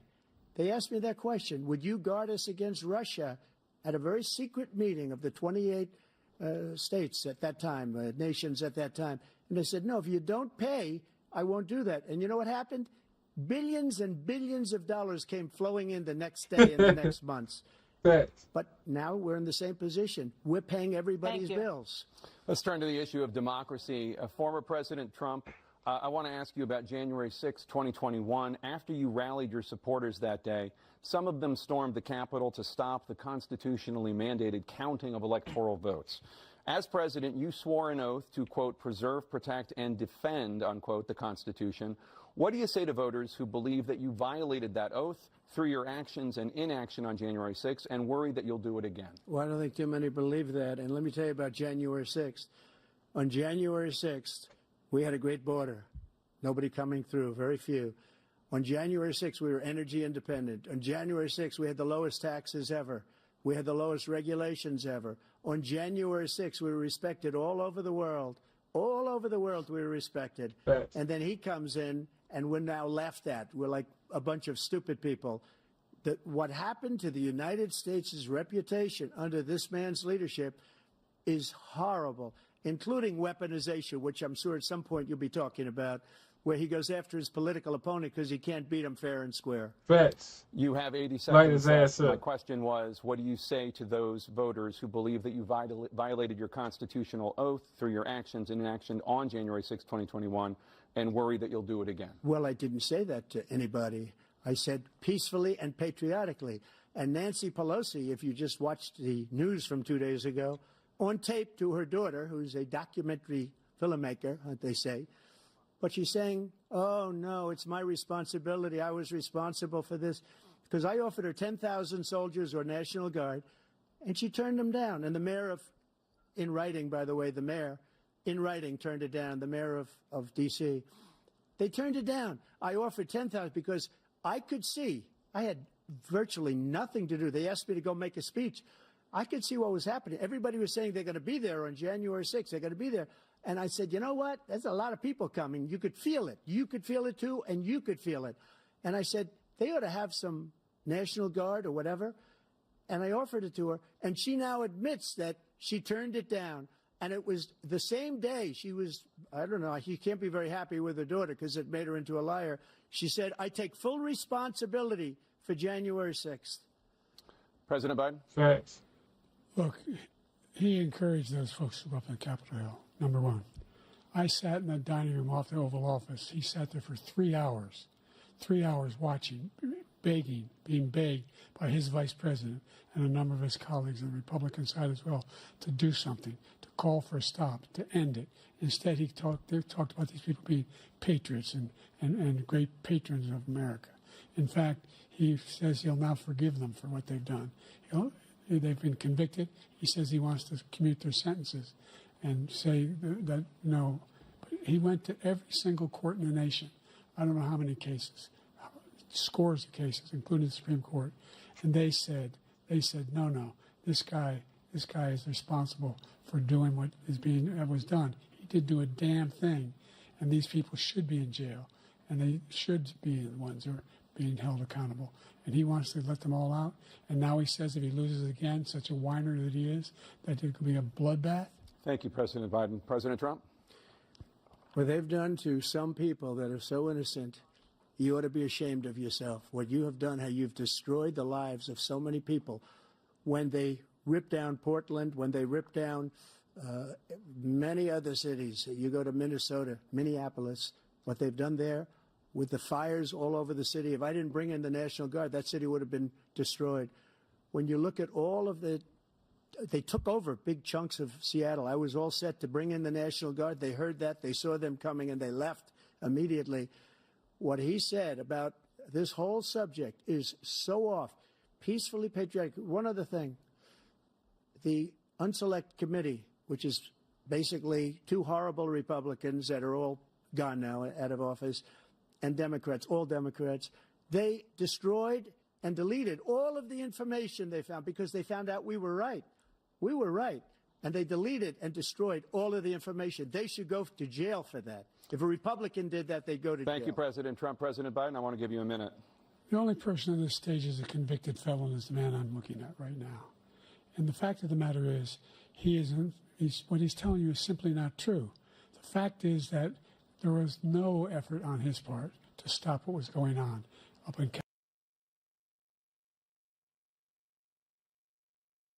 Come on, CNN. Capitol Hill. And all those people, every one of those who were convicted, turned over desks, turned them over statues. The idea that those people are patriots? Come on. When I asked him about the first two debates we had, first time around, I said, will you denounce the Proud Boys? He said, no, I'll tell them to stand by. The idea he's refusing, will you denounce these guys? Will you denounce the people we're talking about now? Will you denounce the people who attacked that Capitol? What are you going to do? I'm going to give you a minute, President Trump, for a follow-up question I have. After he convicted you of 34 felonies last month, you said if reelected, you would, quote, have every right to go after, unquote, your political opponents. You just talked about members of the Select Committee on January 6th going to jail. Your main political opponent is standing on stage with you tonight. Can you clarify exactly what it means about you feeling you have every right to go after your political opponents? Well, I said my retribution is going to be success. We're going to make this country successful again, because right now it's a failing nation. My retribution is going to be success. But when he talks about a convicted felon, his son is a convicted felon at a very high level. His son is convicted, going to be convicted probably numerous other times. Should have been convicted before, but his Justice Department let the statute of limitations lapse on the most important things. But he could be a convicted felon as soon as he gets out of office. Joe could be a convicted felon with all of the things that he's done. He's done horrible things. All of the death caused at the border, telling the Ukrainian people that we're going to want $1 billion or you change the prosecutor. Otherwise, you're not getting $1 billion. If I ever said that, that's quid pro quo. That we're not going to do anything. We're not going to give you $1 billion unless you change your prosecutor having to do with the son. This man is a criminal. This man, you're lucky. You're lucky. I did nothing wrong. We'd have a system that was rigged and disgusting. I did nothing wrong. Thank you, President Trump. President Biden, you have said, I'm coming right to you, sir. You want to respond? Go ahead. I'll give you a minute to respond. The idea that I did anything wrong relative to what you're talking about is outrageous. It's simply a lie, number one. Number two, the idea that you have a right to seek retribution against any American just because you're president is wrong. It's simply wrong. No president's ever spoken like that before. No president in our history has spoken like that before. Number three, the crimes that you are still charged with, and think of all the civil penalties you have. How many billions of dollars do you owe in civil penalties for molesting a woman in public, for doing a whole range of things, of having sex with a porn star on the night while your wife was pregnant? I mean, what are you talking about? You have the morals of an alley cat. Give him that, sir. I didn't have sex with a porn star, number one. Number two, that was a case that was started and moved. They moved a high-ranking official at DOJ into the Manhattan DA's office to start that case. That case is going to be appealed and won. We had a very terrible judge, a horrible judge, Democrat. The prosecutor were all high-ranking Democrats, appointed people, and both the civil and the criminal. He basically went after his political opponent because he thought it was going to damage me. But when the public found out about these cases, because they understand it better than he does, he has no idea what these cases are. But when they found out about these cases, you know what they did? My poll numbers went up, way up. You know that because you're reporting it. And we took in more money in the last 2 weeks than we've ever taken in the history of any campaign. I don't think any campaign has ever taken. Hundreds of millions of dollars came pouring in because the public knows it's a scam, and it's a guy that's after his political opponent because he can't win fair and square. Thank you, President Trump. President Biden, you have said, quote, Donald Trump and his MAGA Republicans are determined to destroy American democracy. Do you believe that the tens of millions of Americans who are likely to vote for President Trump will be voting against American democracy? The more they know about what he's done, yes. The more they know about what he's done. And there's a lot more coming. He's got a lot of cases down the road coming around. He's got a whole range of issues he has to face. I don't know what the juries will do, but I do know he has a real problem. And so the fact that, could you ever think you heard any president say that I'm going to seek retribution? Do you ever hear any president say that I thought Hitler had some good ideas? What got me involved to run in the first place after my son had died, I decided in Iraq, because of Iraq, I said I wasn't going to run again until I saw what happened in Charlottesville, Virginia. People coming out of the woods carrying swastikas on torches, and singing the same anti-Semitic bile they sang when back in Germany. And the young woman got killed. I spoke to the mother. And they asked him, they said, what do you think of those people? The ones who got killed, the one who tried to stop it, and the ones, he said, I think they're fine people on both sides. What American president would ever say, Nazis coming out of fields, carrying torches, singing the same anti-Semitic bile, carrying swastikas, were fine people? And this is the guy who says Hitler's done some good things. I'd like to know what they are. The good things Hitler's done, that's what he said. This guy has no sense of American democracy. President Trump. Jake, both of you know that story has been totally wiped out because when you see the sentence, it said 100% exoneration on that. So he just keeps it going. He says he ran because of Charlottesville. He didn't run because of Charlottesville. He ran because it was his last chance. He's not equipped to be president. You know it, and I know it. It's ridiculous. We have a debate. We're trying to justify his presidency. His presidency, he's without question, the worst president, the worst presidency in the history of our country. Right. We shouldn't be having a debate about it. There's nothing to debate. He made up the Charlottesville story, and you'll see it's debunked all over the place. Every reasonable anchor has debunked it. And just the other day it came out where it was fully debunked. It's a nonsense story. He knows that, and he didn't run because of Charlottesville. He used that as an excuse to run. President Biden. And debunked. It happened. All you have to do is listen to what was said at the time. And the idea that somehow that's the only reason I ran. I ran because I was worried a guy like this guy could get elected. If he thought they were good people coming out of that forest, carrying those woods, carrying those torches, then he didn't deserve to be president. Didn't deserve to be president at all. And the idea that he's talking about all this being fabricated, we saw with our own eyes. We saw what happened on January 6th. We saw the people breaking through the windows. We saw people occupying his own vice president. Look, there's a reason why 40 of his 44 top cabinet officers refused to endorse him this time. His vice president hasn't endorsed him this time. So why? Why? They know him well. They serve with him. Why are they not endorsing him? Thank you, President Biden. We're going to be back with more from the CNN presidential debate. I don't give a fuck about no Mike Pence bitch ass. Biden is fucking cooked. That dude is like AI. Terrible AI.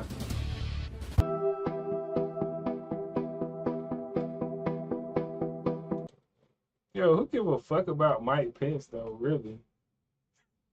Yo, Biden is really cooked though, like vegetable brain shit. I'm surprised they actually let him come up here. They know it's over, man. This debate is gonna like spur so many memes. It's gonna be insane. Biden is fucking cooked. Wow.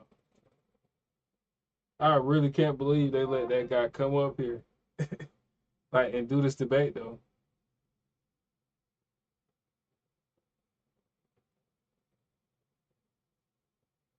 CNN advertising True Religion with the Timberlands and the Nikes.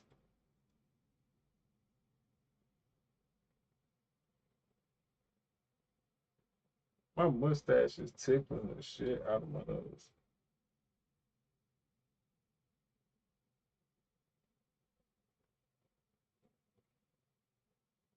This debate is crazy though. President Trump is lighting his ass up. And I'm glad this is happening because you got so many people that just hate Trump or that just like they think Biden is everything, and they're finally seeing now that like Trump is hitting them with the truth and the facts, and all the hopefully reality is just crashing down on them, man. That's what I want to see from this. And I can't even see how bad Biden's gonna do. Shit's crazy.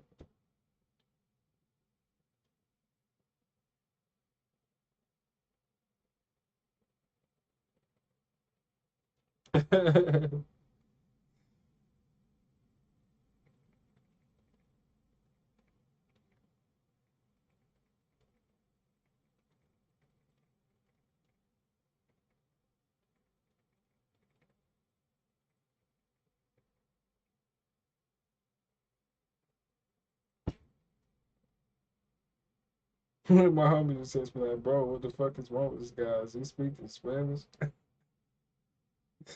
Who knows? Biden might be speaking Spanish. Shit. He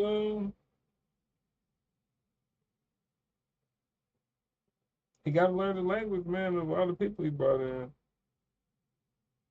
He said that he gonna be running out of money soon.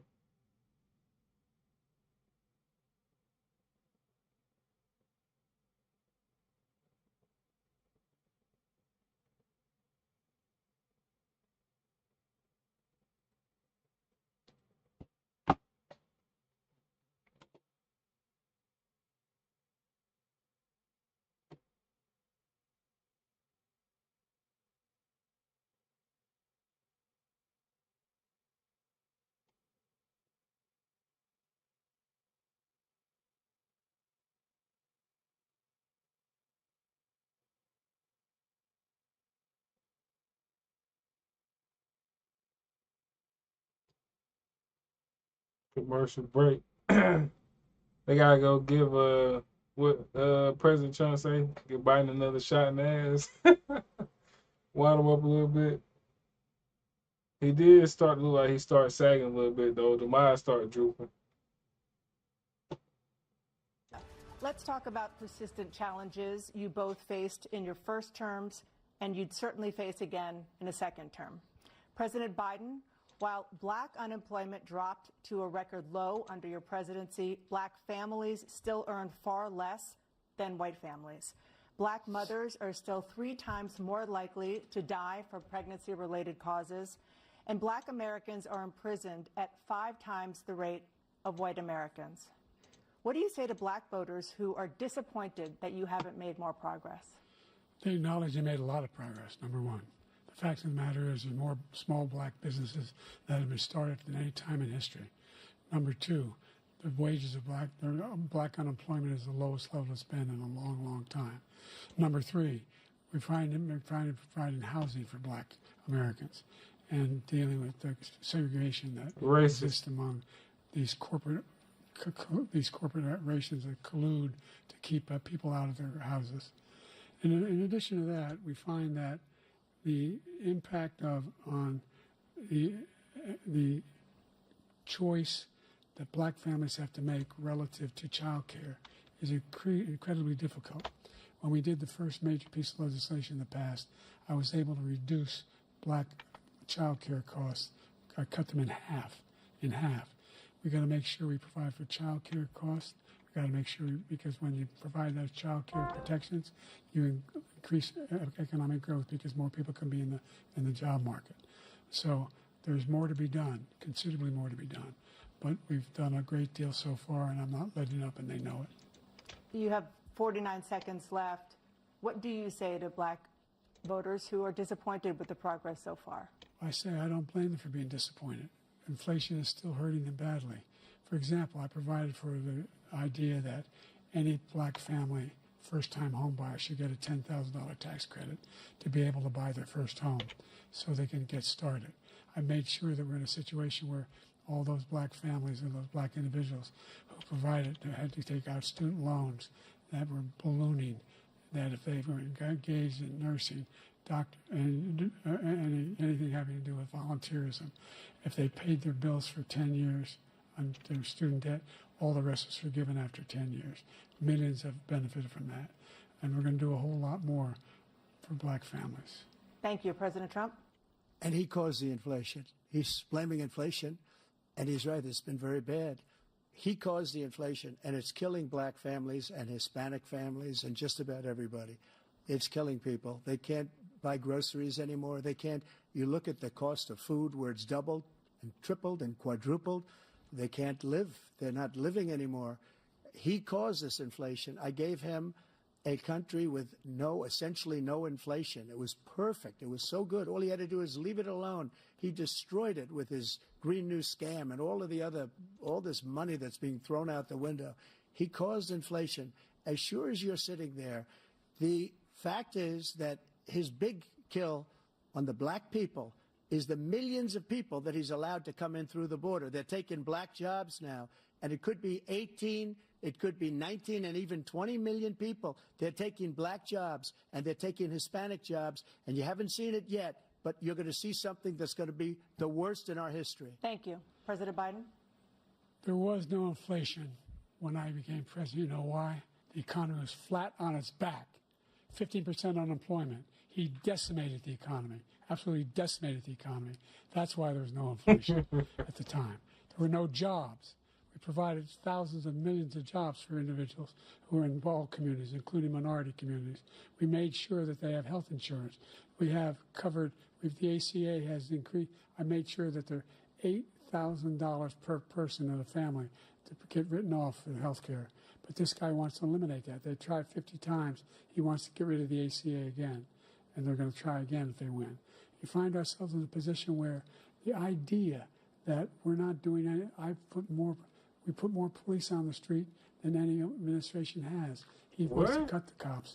We're providing for equity and making sure people have a shot to make it.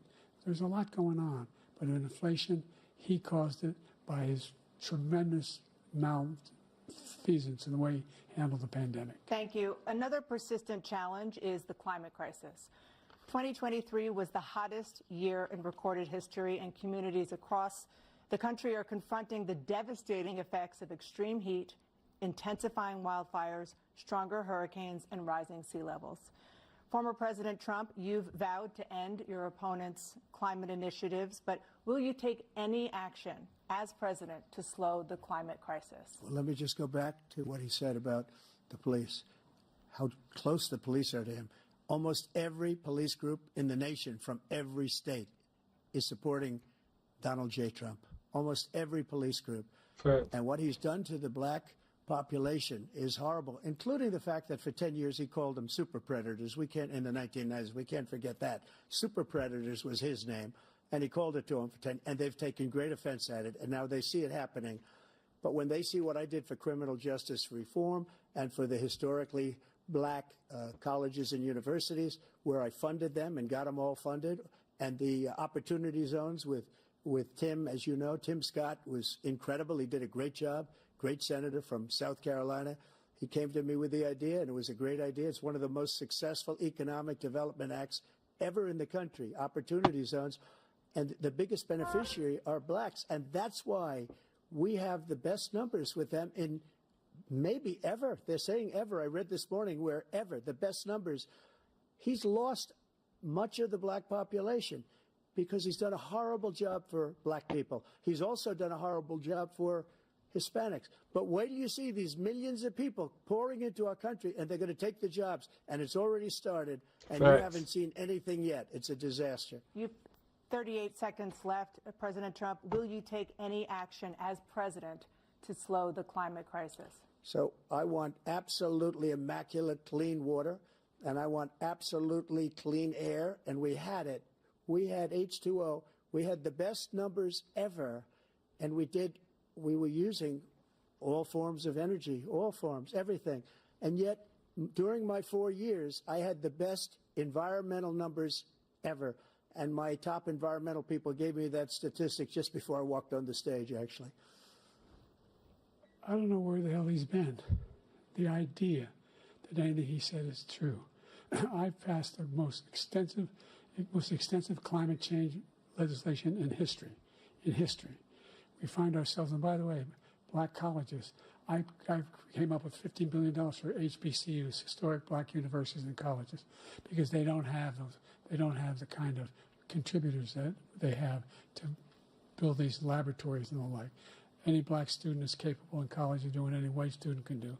They just don't have the money, but now they'll be able to get those jobs in high tech. We're in a situation where the idea that he is claiming to have done something that had the cleanest water, he hadn't done a damn thing for the environment. He pulled out of the Paris Peace Accord, Climate Accord. I immediately joined it because if we reach 1.5 degrees Celsius at any one point, there's no way back.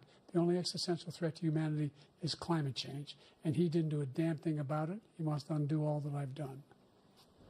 The Paris Accord was going to cost us $1 trillion, and China nothing, and Russia nothing, and India nothing. It was a ripoff of the United States. And I ended it because I didn't want to waste that money because they treat us horribly. We were the only ones. It was costing us money. Nobody else was paying into it. And it was a disaster. But everything that he said just now, I'll give you an example. I heard him say before insulin. I'm the one that got the insulin down for the seniors. I took care of the seniors. What he's doing is destroying all of our medical programs because the migrants coming in, they want everybody. And look, I have the biggest heart on the stage. I guarantee you that. And I want to take care of people. But we're destroying our country. They're taking over our schools, our hospitals, and they're going to be taking over Social Security. He is destroying Social Security, Medicare, and Medicaid. The idea is that we, in fact, we were the only ones of consequence who were not members of the Paris Accord. How can we do anything if we're not able to, the United States can't get its under control? One of the largest polluters in the world, number one. We're making significant progress. By 2035, we will have cut pollution in half. We have made significant progress, and we're continuing to make progress. We set up a climate corps for thousands of young people who will learn how to deal with climate, just like the Peace Corps. And we're moving in directions that are going to significantly change the elements of cause of pollution. But the idea that he claims that he has the biggest heart up here and he's really concerned about pollution and about climate, I've not seen any indication of that. And by the way, with regard to prescription drugs, one company agreed that they would reduce the price to $35, which I was calling for, one, voluntarily. I made sure every company in the world, every pharmaceutical company, cannot have to pay. Thank you. And by the way, he full of shit, so every day, millions of Americans struggle just to make ends meet. For many older Americans, Social Security provides a critical lifeline. President Biden, if nothing is done to Social Security, seniors will see their benefits cut in just over 10 years. Will you name tonight one specific step that you're willing to take to keep Social Security solvent? Yes, make the very wealthy begin to pay their fair share. Right now, everybody making under $170,000 pays 6% of their income, of their paycheck, every single time they get a paycheck from the time the first one they get when they're 18 years old. The idea that they're going to, I'm proposing that everybody, they pay, the millionaires pay 1%. So no one after, I would not raise the cost of Social Security for anybody under $400,000. After that, I began to make the wealthy begin to pay their fair share by increasing from 1% beyond to be able to guarantee the program for life. So you still have 82 seconds left. Are there any other measures that you think that would be able to help keep Social Security solvent, or is that one enough? He's so full of shit. That one enough will keep it solvent, but the biggest thing will do it if we defeat this man, because he wants to get rid of Social Security. He thinks there's plenty to cut in Social Security. He's wanting to cut Social Security and Medicare, both times. And that's what. And if you look at the program put forward by the House Republican caucus that he, I believe, supports, is in fact want to cut it as well. The idea that we don't need to protect our seniors is ridiculous. And by the way, the American public has greater health care coverage today than ever before. And on the ACA, as I said, you're in a circumstance where 400,000 people, 40 million people would not have insurance because they have a pre-existing condition. Only thing that allows them to have that insurance is the fact that they, in fact, are part of the ACA. And by the way, the other thing is, we're in a situation where we talk about education for black communities. I've raised the amount of money for Pell Grants by another $8,000. So anybody making under $70,000 a year is going to be able to get $15,000 toward their tuition. He just doesn't know what he's talking about. Thank you, President Biden. President Trump. So I've dealt with politicians all my life. I've been on this side of the equation for the last 8 years. I've never seen anybody lie like this guy. He lies. I've never seen it. He can look you in the face. About so many other things, too. Right. We mentioned the laptop. We mentioned Russia, Ukraine. Everything he does is a lie. It's misinformation and disinformation. The losers and suckers story that he made up is a total lie on the military. It's a disgrace. But Social Security, he's destroying it, because millions of people are pouring into our country, and they're putting them onto Social Security. They're putting them onto Medicare, Medicaid. They're putting them in our hospitals. They're taking the place of our citizens. What they're doing to the VA, to our veterans, is unbelievable. Our veterans are living in the street, and these people are living in luxury hotels. He doesn't know what he's doing, and it's really coming back. I've never seen such anger in our country before. President Biden? The idea that veterans are not being taken care of, I told you before. And by the way, when I He's said full of suckers shit. and losers, he acknowledged after that he fired that general. That general got fired because he's the one that acknowledged that that's what he said. He was the one standing with Trump when he said it, number one. Number two, the idea that we're going to be in a situation where all these millions and millions, the way he talks about it, illegal aliens are coming into the country and taking away our jobs. There's a reason why we have the fastest growing economy in the world, the reason why we have the most successful economy in the world. We're doing better than any other nation in the world. And by the way, those 15 Nobel laureates he talked about being phony, those 15 Nobel laureates, economists, they all said that if Trump is reelected, we're likely to have a recession, and inflation is going to increasingly go up. And by the way, worst president in history, 159 presidential scholars voted him the worst president in the history of the United States of America.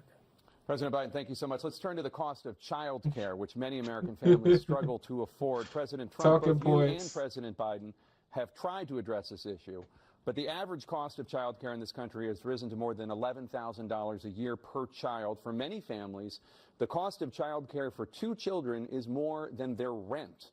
In your second term, what would you do to make child care more affordable? Wow. Just to go back, the general got fired because he was no good. And if he said that, that's why he made it up. But we have 19 people that said I didn't say it, and they're very highly respected, much more so than him. The other thing is, he doesn't fire people. He never fired people. I've never seen him fire anybody. I did fire a lot. I fired Comey because he was no good. I fired a lot of the top people at the FBI, drained the swamp. They were no good. Not easy to fire people. You'd pay a price for it, but they were no good. I inherited these people. I didn't put them there. I didn't put Comey there. He was no good. I fired him. This guy hasn't fired anybody. He never fires. He should have fired every military man that was involved with that the Afghanistan horror show, the most embarrassing moment in the history of our country. He didn't fire. Did you fire anybody? Did you fire anybody that's on the border that's allowed us to have the worst border in the history of the world? Did anybody get fired for allowing 18 million people, many from prisons, many from mental institutions? Did you fire anybody that allowed our country to be destroyed? Joe, our country is being destroyed as you and I sit up here and waste a lot of time on this debate. This shouldn't be a debate. He is the worst president. He just said about me because I said it. But look, he's the worst president in the history of our country. He's destroyed our country. Now all of a sudden he's trying to get a little tough on the border. He came out with a nothing deal, and it reduced it a little bit, like this much. It's insignificant. He wants open borders. He wants our country to either be destroyed or he wants to pick up those people as voters. And I don't think we just can't let it happen. If he wins this election, our country doesn't have a chance, not even a chance, of coming out of this rut. We probably won't have a country left anymore. That's how bad it is. He is the worst in history by far. Thank you, President Trump. President Biden? We're the most admired country in the world. We're the United States of America. There's nothing beyond our capacity. We have the finest military in the history of the world, the finest in the history of the world. No one thinks we're weak. No one wants to screw around with us. Nobody, number one. Number two, the idea that we're talking about worst presidents. I wasn't joking. Look it up or go online. 159 or 58, don't hold me the exact number, presidential historians, they've had meetings and they voted who's the worst president in American history. One through best to worst. They said he was the worst in all of American history. That's a fact. That's not conjecture. Why is he not talking about the issues, though? That's what they voted. The idea that he is doing anything to deal with child care, he did virtually nothing to child care. We should significantly increase the child care tax credit. We should significantly increase the availability of women and men or single parents to be able to go back to work. And we should encourage businesses to have. Thank you, President Biden. President Trump, the question was about what would you do to make child care more affordable. If you want to take your minute. Just so you understand, we have polling, we have other things that they rate him the worst because what he's done is so bad. And they rate me, I'll show you, I will show you. And they rate me one of the best, okay? And if I'm given another 4 years, I will be the best. I think I'll be the best. Nobody's ever created an economy like us. Nobody ever cut taxes like us. He's the only one I know. He wants to raise your taxes by 4 times. He wants to raise everybody's taxes by 4 times. He wants the Trump tax cuts to expire. So everybody, including the two of you, are going to pay 4 to 5 times. Nobody ever heard of this before. All my life, I'd grow up and I'd see politicians talking about cutting taxes. When we cut taxes, as I said, we did more business. Apple and all these companies, they were bringing money back into our country. The worst president in history by far, and everybody knows it. President Biden? Look, the fact of the matter is that he's dead wrong about, he's increased the tariff, he will increase the taxes on middle-class people. I said I'd never raise a tax on anybody making less than $400,000. I didn't. But this tariff is 10% tariffs. Everything coming in the country, you know what the economists say?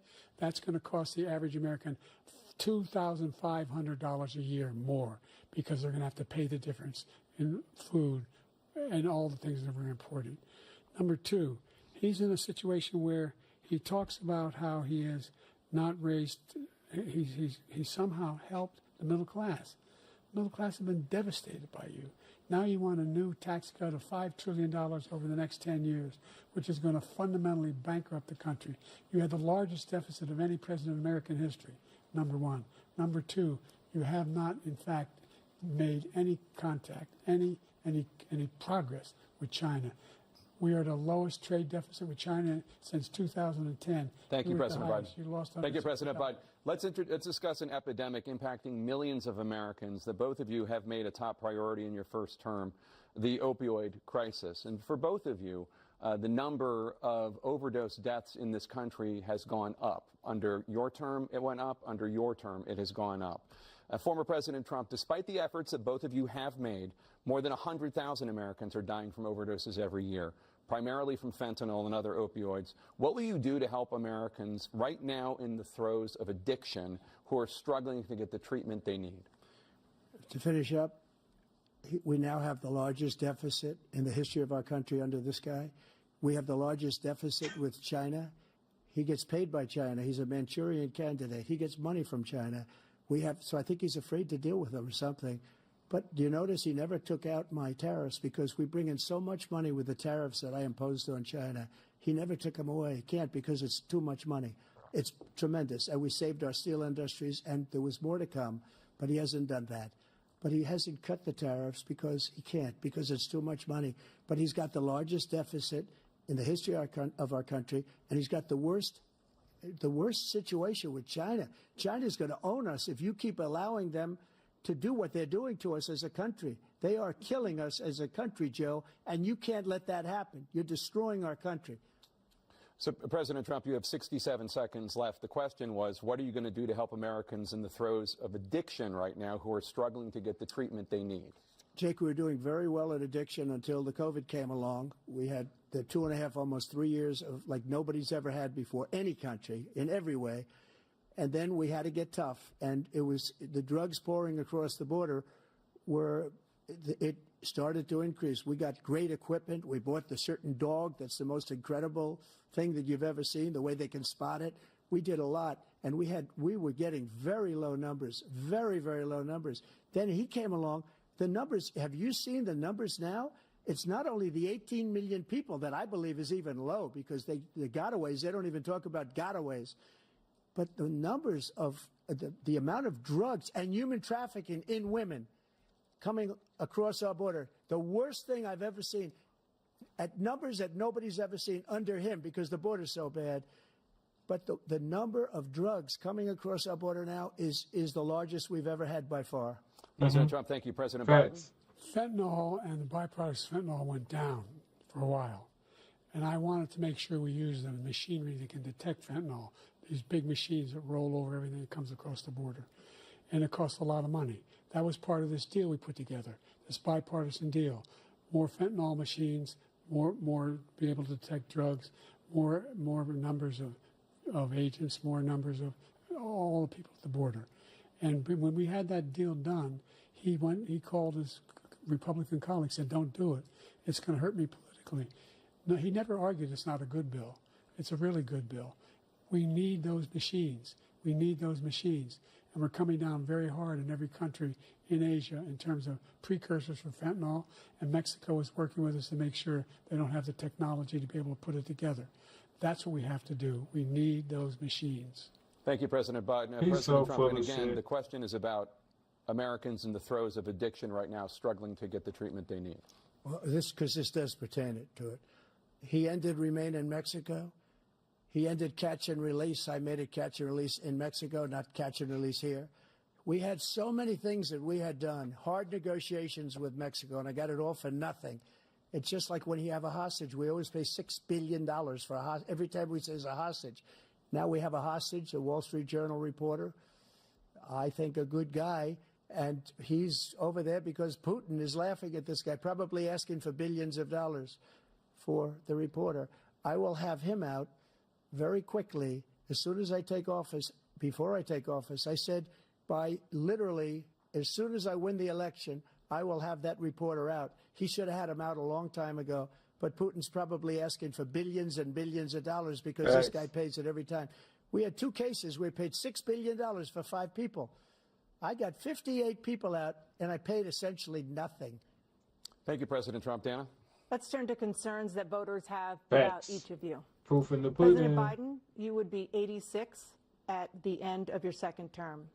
How do you address concerns about your capability to handle the toughest job in the world well into your 80s? Well, first of all, I spent half my career being criticized being the youngest person in politics. I was the 2nd youngest person ever elected to the United States Senate, and now I'm the oldest. This guy's 3 years younger and a lot less competent. I think that just look at the record. Look at what I've done. Look how I've turned around the horrible situation he left me. As I said, 15 million new jobs, 800,000 manufacturing jobs, more investment in America, over billions of dollars in private investment in enterprises that we are growing. By the way, we brought an awful lot of people. Well, the whole idea of computer chips. We used to have 40% of the market. We invented those chips, and we lost it because he was sending people to find the cheapest jobs overseas and to bring home a product. So I went to South Korea. I convinced Samsung to invest billions of dollars here in the United States. And guess what? Those fabs, they call that to build these chips. Those fabs pay over $100,000. You don't need a college degree for them. And there's billions, about $40 billion already being invested and being built right now in the United States, creating significant jobs for Americans from all over the world. President Biden, you have 40 seconds left. Would you like to add anything? Yeah, I would. The idea that somehow we are this failing country. I never heard a president talk like this before. We're the envy of the world. Name me a single major country president who wouldn't trade places with the United States of America for all our problems and all our opportunities. I know we're the most a lot. progressive country in the world in getting things done. We're the strongest country in the world. We're a country in the world who keeps our word, and everybody trusts us. All of our allies and those who he coddles up to, from Kim Jong-un, who he sends love letters to, and Putin, etc. They don't want to screw around with us. Thank you. Former President Trump, to follow up, you would be 82 at the end Sure, of your sure. second term.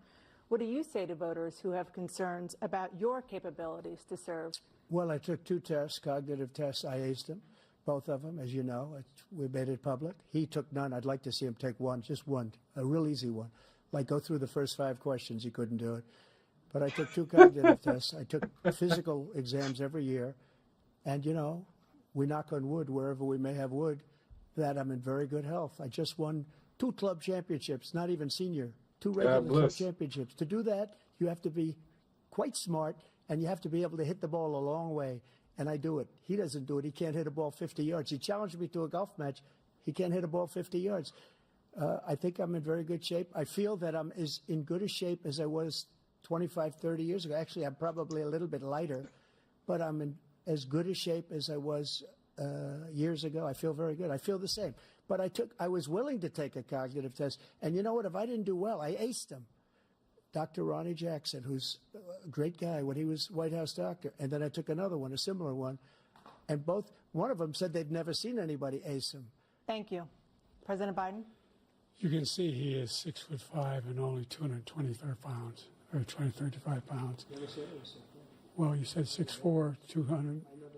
Well, anyway, that's what anyway, just take a look at what he says he is. And take a look at what he is. Look, I'd be happy to have a driving contest with him. I got my handicap, which when I was vice president, down to a 6. But by the way, I told you before, I'm happy to play golf if you carry your own bag. Think you can do it? That's the biggest lie. He's a 6 handicap of all. I was an 8 handicap. Yeah. 8. Never. But I had, you know how many? I've seen you swing. I know you swing. Okay, Let's not act like children. President Trump, we're going to 21 turn Let's not act like children. You to are a a child. specific concern that voters have about you. Will you pledge tonight that once all legal challenges have been exhausted, that you will accept the results of this election, regardless of who wins, and you will say right now that political violence in any form is unacceptable? Well, I shouldn't have to say that, but of course I believe that. It's totally unacceptable. And if you would see my statements that I made on Twitter at the time, and also my statement that I made in the Rose Garden, you would say it's one of the strongest statements you've ever seen. In addition to the speech I made in front of, I believe, the largest crowd I've ever spoken to, and I will tell you, nobody ever talks about that. They talk about a relatively small number of people that went to the Capitol, and in many cases were ushered in by the police. And as Nancy Pelosi said, it was her responsibility, not mine. She said that loud and clear. But the answer is, if the election is fair, free, and I want that more than anybody. And I'll tell you something. I wish he was a great president, because I wouldn't be here right now. I'd be at one of my many places enjoying myself. I wouldn't be under indictment because I wouldn't have been his political opponent, because he indicted me because I was his opponent. I wish he was a great president. I would rather have that. I wouldn't be here. I don't mind being here. But the only reason I'm here is he's so bad as a president that I'm going to make America great again. We're going to make America great again. Thanks. We're a failing nation right now. We're a seriously failing nation. And we're a failing nation because of him. His policies are so bad. His military policies are insane. They're insane. These are wars that will never end with him. He will drive us into World War III, and we're closer to World War III than anybody can imagine. We are very, very close to World War III, and he's driving us there. And Kim Jong-un and President Xi of China, Kim Jong-un of North Korea, all of these, Putin, they don't respect him. They don't fear him. They have nothing going with this gentleman, and he's going to drive us into World War III. You want a World War III, let him follow and win, and let Putin say, do what you want in NATO. Just do what you want. There's a thing called Article 5. An attack on one is attack on all, and required response. The idea, I can't think of a single major leader in the world who wouldn't trade places with the job I've done and what they've done. Because we are a powerful nation. We have wonderful people. It's because of the people, not me. It's because of the American people. They're capable of anything, and they step up when they're needed. And right now, we're needed. We're needed to protect the world because our own safety is at stake. And again, you want to have a war, just let Putin go ahead and take Kyiv, make sure they move on, see what happens in Poland, Hungary, and other places along that border. Then you have a war.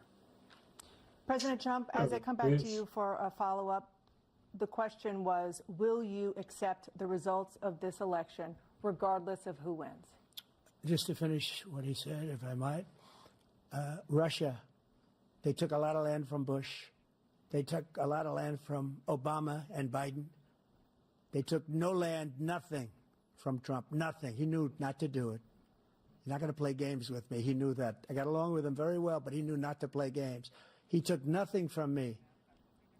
But now he's going to take the whole thing from this man right here. That's a war that should have never started. It would have never started ever with me. And he's going to take Ukraine. And, you know, you asked me a question before, would you do this with? He's got us in such a bad position right now with Ukraine and Russia because Ukraine's not winning that war. He said, I will never settle until such time. They're running out of people. They're running out of soldiers. They've lost so many people. It's so sad. They've lost so many people, and they've lost those gorgeous cities with the golden domes that are 1,000 years old, all because of him and stupid decisions. Russia would have never attacked if I were President president. Trump, the question was, will you accept the results of the election, regardless of who wins? Yes or no, please. If it's a fair and legal and good election, absolutely. I would have much rather accepted these, but the fraud and everything else was ridiculous. And if you want, we'll have a news conference on it in a week, or we'll have another one of these in a week. But I will absolutely, there's nothing I'd rather do. It would be much easier for me to do that than I'm running again. I wasn't really going to run until I saw the horrible job he did. He's destroying our country. I would be very happy to be someplace else, in a nice location someplace. And again, no indictments, no political opponent stuff, because it's the only way he thinks he can win. But unfortunately, it's driven up my numbers and driven them up to a very high level because the people understand it. Well, let's see what your numbers are when this election is over. Let's see. You're a whiner. When you lost the first time, you continued, you appealed and appealed to courts all across the country. Not one single court in America said any of your claims had any merit, state or local, none. But you continue to provoke this lie about somehow there's all this misrepresentation, all this stealing. There is no evidence of that at all. And I'll tell you what, I doubt whether you'll accept it because you're such a whiner. The idea, if you lose again, you accepting anything, you can't stand the loss. Something snapped in you when you lost the last time. We'll be right back with more from the CNN presidential debate, live from Georgia. The fact that Biden actually think he won in 2020 is fucking insane. That vegetable didn't win a damn thing. And he knows it. Dude did not win shit. Go grab me something to drink real quick. Be right back.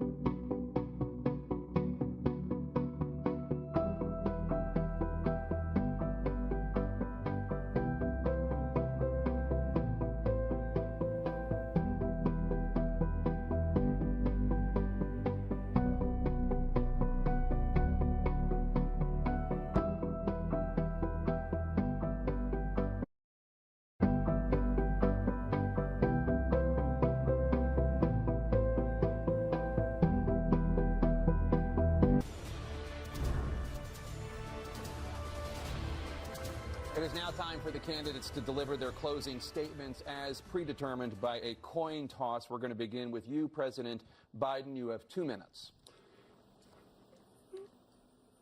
We've made significant progress from the debacle that was left by President Trump in his last term. We find ourselves in a situation where, number one, we have to make sure that we have a fair tax system. I ask anyone out there in the audience or anyone out watching this debate, do you think the tax system is fair?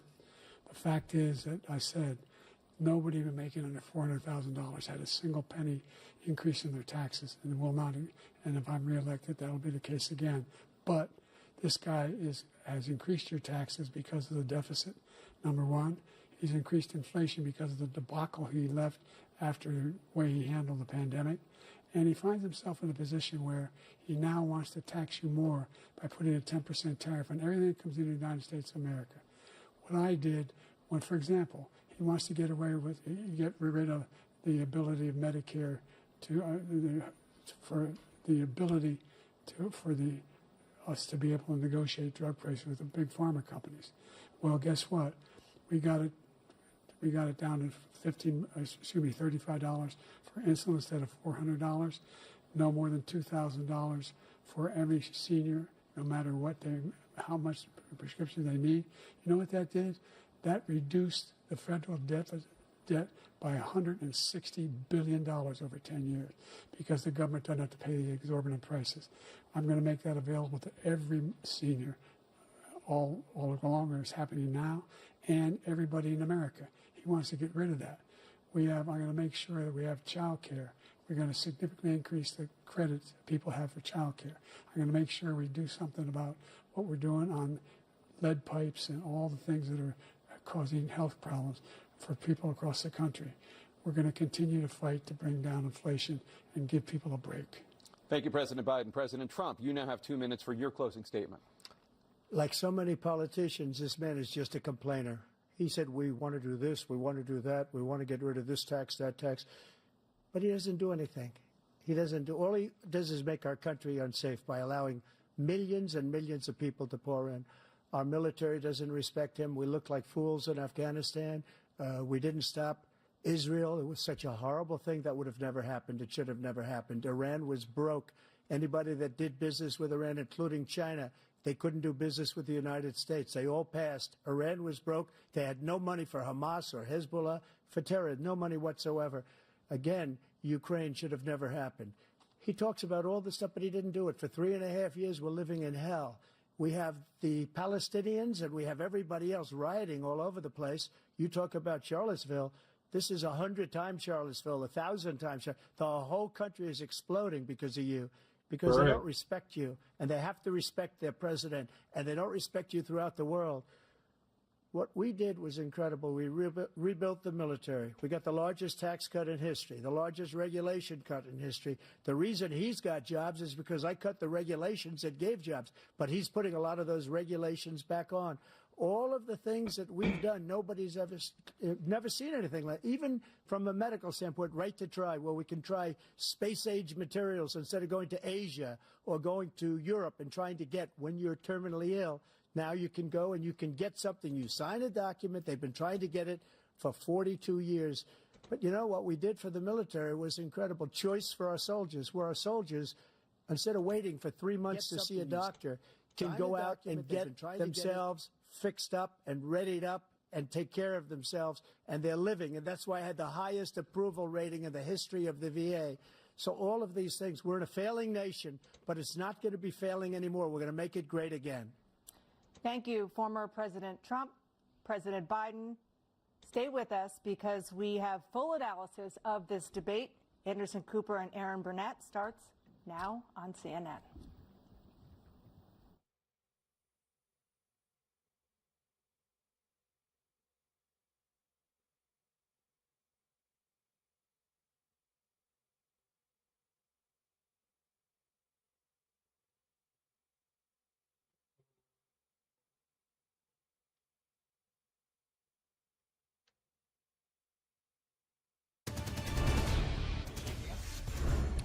president and former president making their way off the CNN debate stage. Looks like Jill Biden, the first lady, has come out. Former President Trump walking off the stage. The first debate of the 2024 campaign and the earliest presidential debate ever now in the books and in front of the voters. Tonight, along with Aaron Burnett, the first word on what those voters might make of it from our political professionals, from our CNN Flash poll and swing state focus group. We'll be talking to surrogates, including Vice President Harris, getting fact checks from our Daniel Dale and new. Hey, can y'all believe that CNN is actually showing this dude with his wife helping him off stage? Or President Trump just walks off by himself? Wow. Now look at him coming. Hey, they know it's over, man. Was a game-changing debate in the sense that right now, as we speak, there is a deep, a wide, and a very aggressive panic in the Democratic Party. It started minutes into the debate, and it continues right now. It involves party strategists, it involves elected officials, it involves fundraisers. And they're having conversations about the president's performance, which they think was dismal, which they think will hurt other people down the party in the ticket, and they're having conversations about what they should do about it. Some of those conversations include, should we go to the White House and ask the president to step aside? Other of the conversations are about, should prominent Democrats go public with that call? Because they feel this debate was so terrible. They do say, in moments in the debate later, the president got better and got his footing, but then at the end, even his closing statement was a little halting.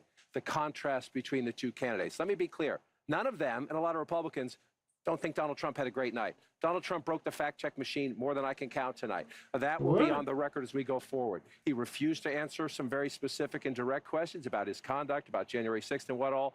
So that will be dealt with out there. And sometimes there's a parallel universe between the political elites and the American people. It'd be nice to see what the voters say.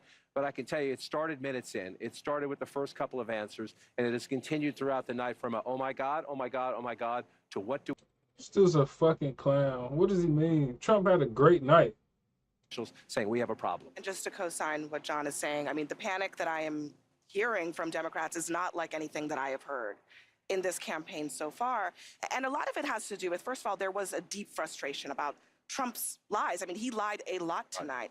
But the problem for Biden was that Trump was able to take sometimes incredible falsehoods and turn them into some kind of argument, whereas Biden's answers were, in a lot of cases, not coherent, deeply problematic, that he was not able to take pretty straightforward answers and answer them to the American public. And then also, at some points, bringing things up that teed up Trump attacks. So there's a real concern here tonight that there's been some real damage done that cannot... Why don't she name what he lied about, though? Name what Trump lied about. Just don't call him a liar. Name what the fuck he lied about. Among his base... Can't stand this bitch.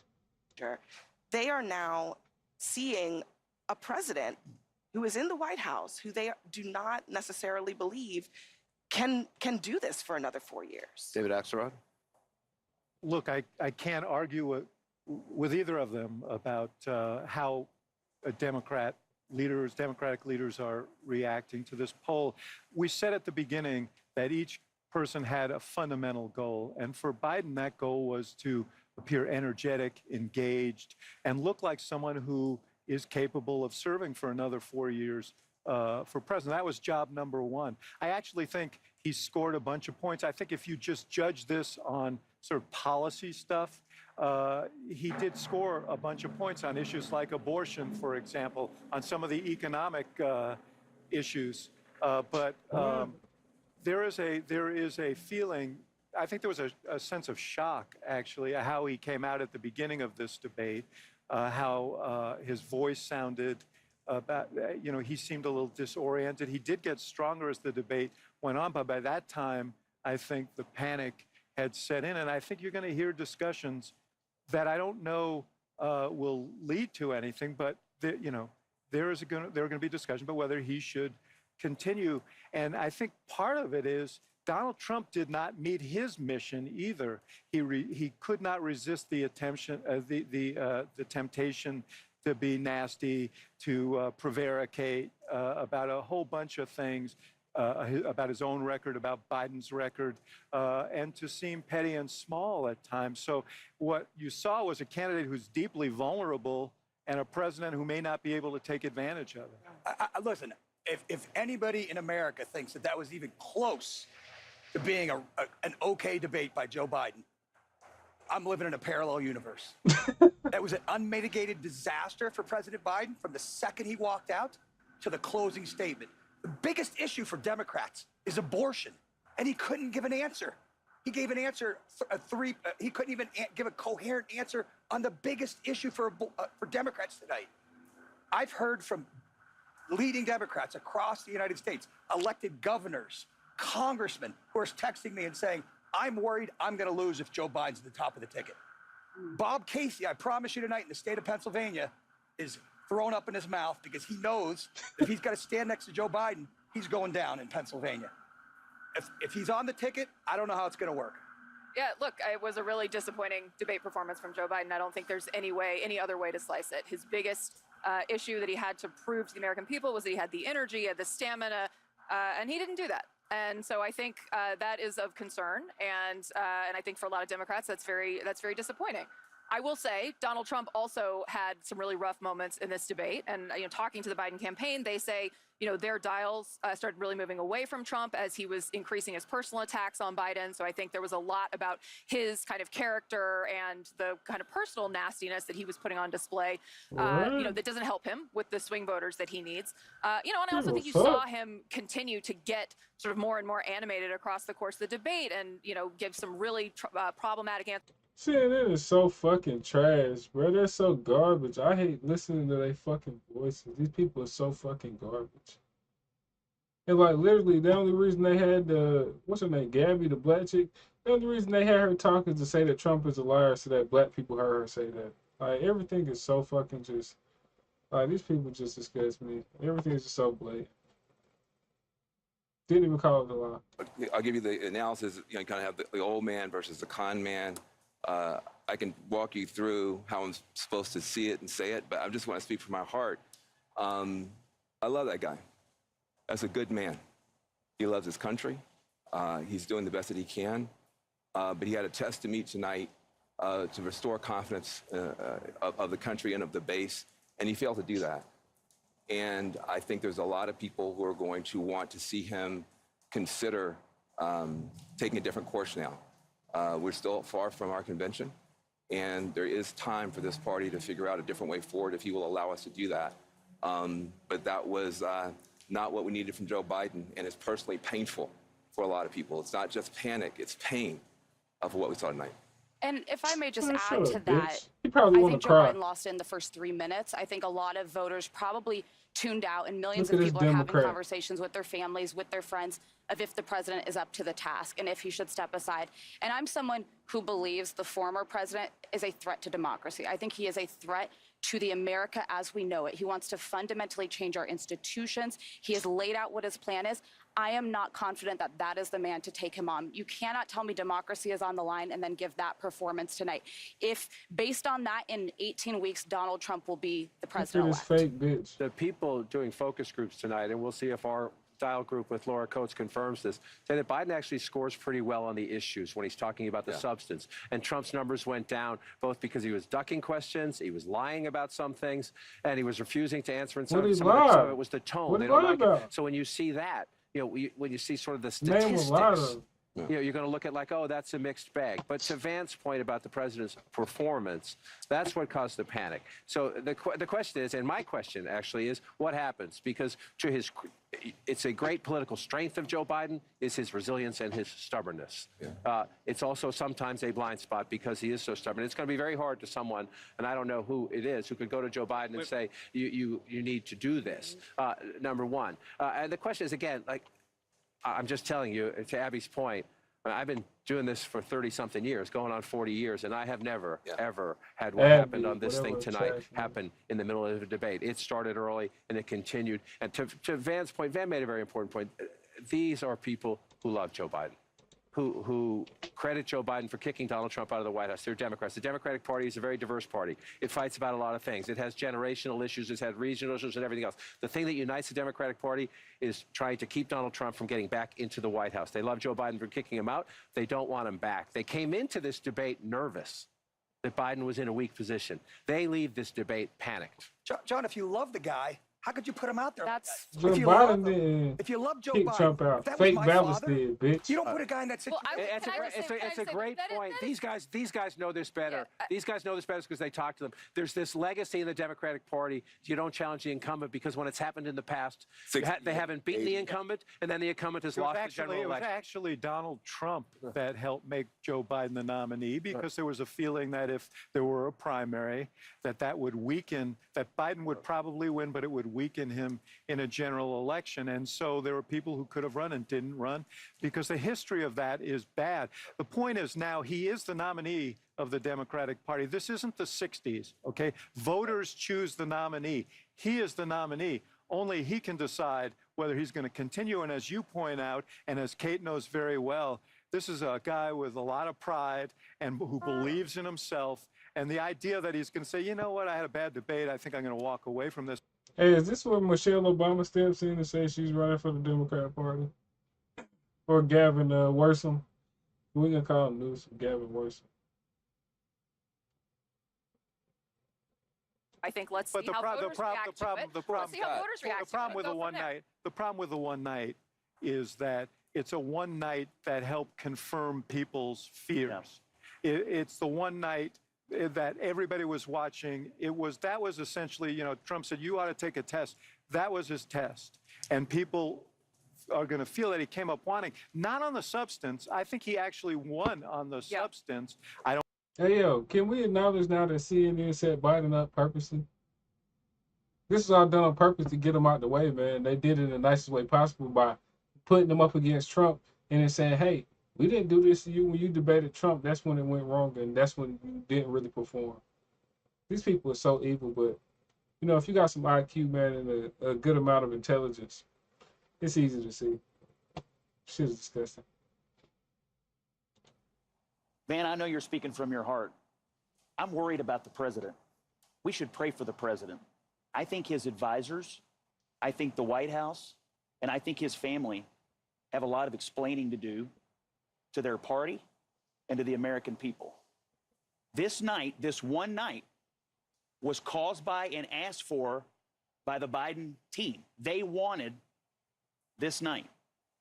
And this is what we got. We have been told for weeks by Democrats who say, oh, in private meetings, I've seen Joe Biden do cartwheels and handstands while doing trigonometry while solving all the nation's problems. We now know that every single person who said that has been lying to the American people. Including Kevin McCarthy. We've been told, Kate. I mean, I'm just saying. Kate, everything we've been told about his mental acuity by these Democrats has been a lie, and everything we think we knew has been confirmed. I got a text from a friend. She's not terribly political. She'd maxed out to Biden in the last election because she hates Donald Trump. She said to me, I will never forgive the Democratic Party for this election. If the Democrats truly believe that he is an existential threat to democracy, and that's not just some talking point, they will wake up in the morning and they will do something else because this is not sustainable. That's another point about there are Democrats who are panicking, and then there are a lot of Republicans who did not want to vote for Donald Trump, who do not want to vote for Donald Trump, who are also panicking tonight. I heard from one who said, this is scary. That's how it was described to me. And I'd second that. There were a lot of those feelings, not just from the base of the party, but other people who really think that there should be an alternative to Trump, who they think is dangerous. And that's the other part of what is unfolding tonight in terms of the panic that is out there. You already have, coming into this debate, support for third-party candidates, Robert F. Kennedy Jr. highest, and then Jill Stein and Cornel West nowhere near as close. But if you add it all up, you get into the teens in most states when you do that. I think one byproduct out of this is watch and see if those numbers go up a little bit. I'm not saying they're going to go up anywhere like a Perot standard, but you get to third-party candidates getting into double digits, then that's really starts to twist your electoral math, depending on who they're drawing from state by state. This was already a very complicated race. This is number one, the biggest complication right now is the conversation with the Democratic Party. But the other complication is going to be if Joe Biden stays put, and Kate's right, maybe there'll be another debate. I'm not sure Donald Trump's going to agree to a second debate. Biden's going to need it now. I'm not sure Trump's going to agree to it if the dynamics of the race change. They'll never and I would meet also again. watch the third party. I just want to say one thing, Yeah. especially to you two guys. If, for whatever reason, there's a change at the top of the ticket, you guys are in trouble with Donald Trump, because the guy who was up there tonight is not a guy who's going to inspire people. He did not show in any way that he has changed from the guy who people have a very positive opinion of for a lot of good reason. I think Donald Trump won several policy exchanges tonight. I think he did well on immigration. I think he did well on the economy. I think he did well on inflation. I think he went back to Afghanistan as he should have. The thing he did not do was, after he realized that he had Biden beaten on policy and on image, he should have turned the page and sounded an optimistic note about what we can become as a people and as a country. He did not do that. He continued to pummel Joe Biden all night. I understand what you're saying, but at the end of the night, very few things about the policy exchanges is going to be remembered. People are going to remember Joe Biden. They're going to remember him shuffling out. They're going to remember him staring blankly into the camera. They're going to remember him looking down, losing his train of thought. And they're going to remember that everything I thought I knew, but the White House told me don't believe my own eyes, is actually true. But that's not what I'm saying. What I said, Scott, was if Joe Biden were not the candidate, if there was another candidate, I think Donald Trump would be in deep trouble. But if I may, that is such a sad state of affairs. Something I was consistently hearing is, what a bad debate, in the sense that Donald Trump lied throughout. He misrepresented. He tried to turn away from key points that he should have given answers on, and kept deflecting. With any normal, generic Democrat next to him, I don't think he would have won the night. But you put somebody who was suffering from the moment that they got out. It was hard to watch. I had to occasionally look away. These people talking about he wouldn't have won, he'd be in trouble. They still have to beat Trump on policy. Who the fuck is beating him on policy? They can't beat his policy. He's a businessman. I can't stand these fucking people. They just sit here, oh, he lied, he missed this, and that. Tell us what fucking lie he told them. Shut the fuck up. That shit is ridiculous. Trump spoke plainly, but he lied the whole time. And he looked good, but his policies were terrible. I mean, he's going to do nothing on climate change. He was hugging the cactus on abortion. I mean, his policies are terrible. So you have somebody who probably shouldn't be president, and you have somebody who cannot be president in terms of what Donald Trump represents. So we have a problem as a country now, and this might be an opportunity for people to come together and figure this out, because neither one of those people right now are inspiring the confidence that they should inspire, that they can do the job in a way that would be good for the country. But young voters are up for grabs in this election, and I don't know a voter under 30 who would have watched tonight and could say, I have confidence in Joe Biden and casting my vote for 4 more years of Biden. And this opens the door, by the way, for the conversation about, if Joe Biden remains the candidate, you're not voting for Joe Biden. You are voting for President Kamala Harris. Let's be honest. That is where the Trump campaign is going to go with this. They started down this road with an ad they released today. But this conversation about who you're actually casting your vote for, the volume is going to ratchet up. And I got news for you. She's less popular than he is. That is going to be a big problem for the Democrats if this ticket stays the way it is. Yeah, and to Scott's Democratic friend who maxed out, right? That's the sentiment you're going to hear, I think, from some of my Democratic friends who are texting me saying, I can't believe this is where we are, right? Yeah. I'm not going to be able to forgive the party for putting in this position. Look, on the lies on Donald Trump's lies. I mean, I spent a lot of time thinking about this throughout the debate, because, we in the media, I sit in the chair and I fact check Trump all the time, so I know these lies by heart at this point. But people watching from home do not. And Biden's job as the other person on the other side of the stage is to be the one to very quickly dispense with the lies and to shut them down. And I don't think that happened enough times in a coherent way to blunt the fact that Trump was taking a universe that was built on a house of lies and building a whole world for the millions of people watching. Particularly on some of the most basic subject matters that President Biden should have been able to just... That world that he was able to build, it was not knocked down by the president. That is really at the heart of the problem. He may have won when he was making his discrete policy points, but part of the job on the debate stage is dealing with an opponent like Donald Trump, who goes like a mile a minute on things that are not true. And if you don't deal with that, Abby. I don't know if no one at home is doing that. All I want to say is I'm not sure. I don't think you're giving viewers enough credit. I think what they saw was the Trump that they didn't like. And I don't think he did himself a great service to but yes, and I also think we should let voters absorb this and see what they say, right? Let's look at the dials.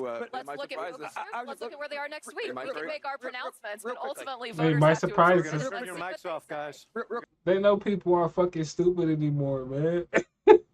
That's what they can't. That's what she's talking about. I can't sit home. He just didn't knock the lies down. He just didn't knock the terror lies down. Trump was telling them. That's why I just have to make this important. Bitch, they only want you to come and keep the wool over black people's eyes. That's the only reason they brought her out. I have to tell black people that Trump is lying. I have to make it in any type of way that Trump is lying. Bro, this shit is disgusting. I just wish black people had better IQ so that they could just see this bullshit for themselves. Because good God. Play like a fiddle. That was in that trash debate. I don't want to hear no fucking lies no more anyway, man. Let me know what y'all think about this, man. What y'all thought about the whole debate, man. Like I said, I'm gonna start streaming on it more because I gotta get my stuff up on X, man. Great platform, the only free speech platform we got left. And President Trump absolutely killed it tonight, man. Great debate. He hit all the points right. He hit all the facts right. Only CNN with they shit ass, they got to save face because they still probably taking crazy left-wing books. But that has been a propaganda site anyway. But yeah, just let me know what y'all thought about this, man. What a great debate. People will be talking about this for the whole, rest of the summer pretty much. Yeah, the Democrats are deep shit, man. But I love to see it. Y'all seen it like I seen it. I'm out.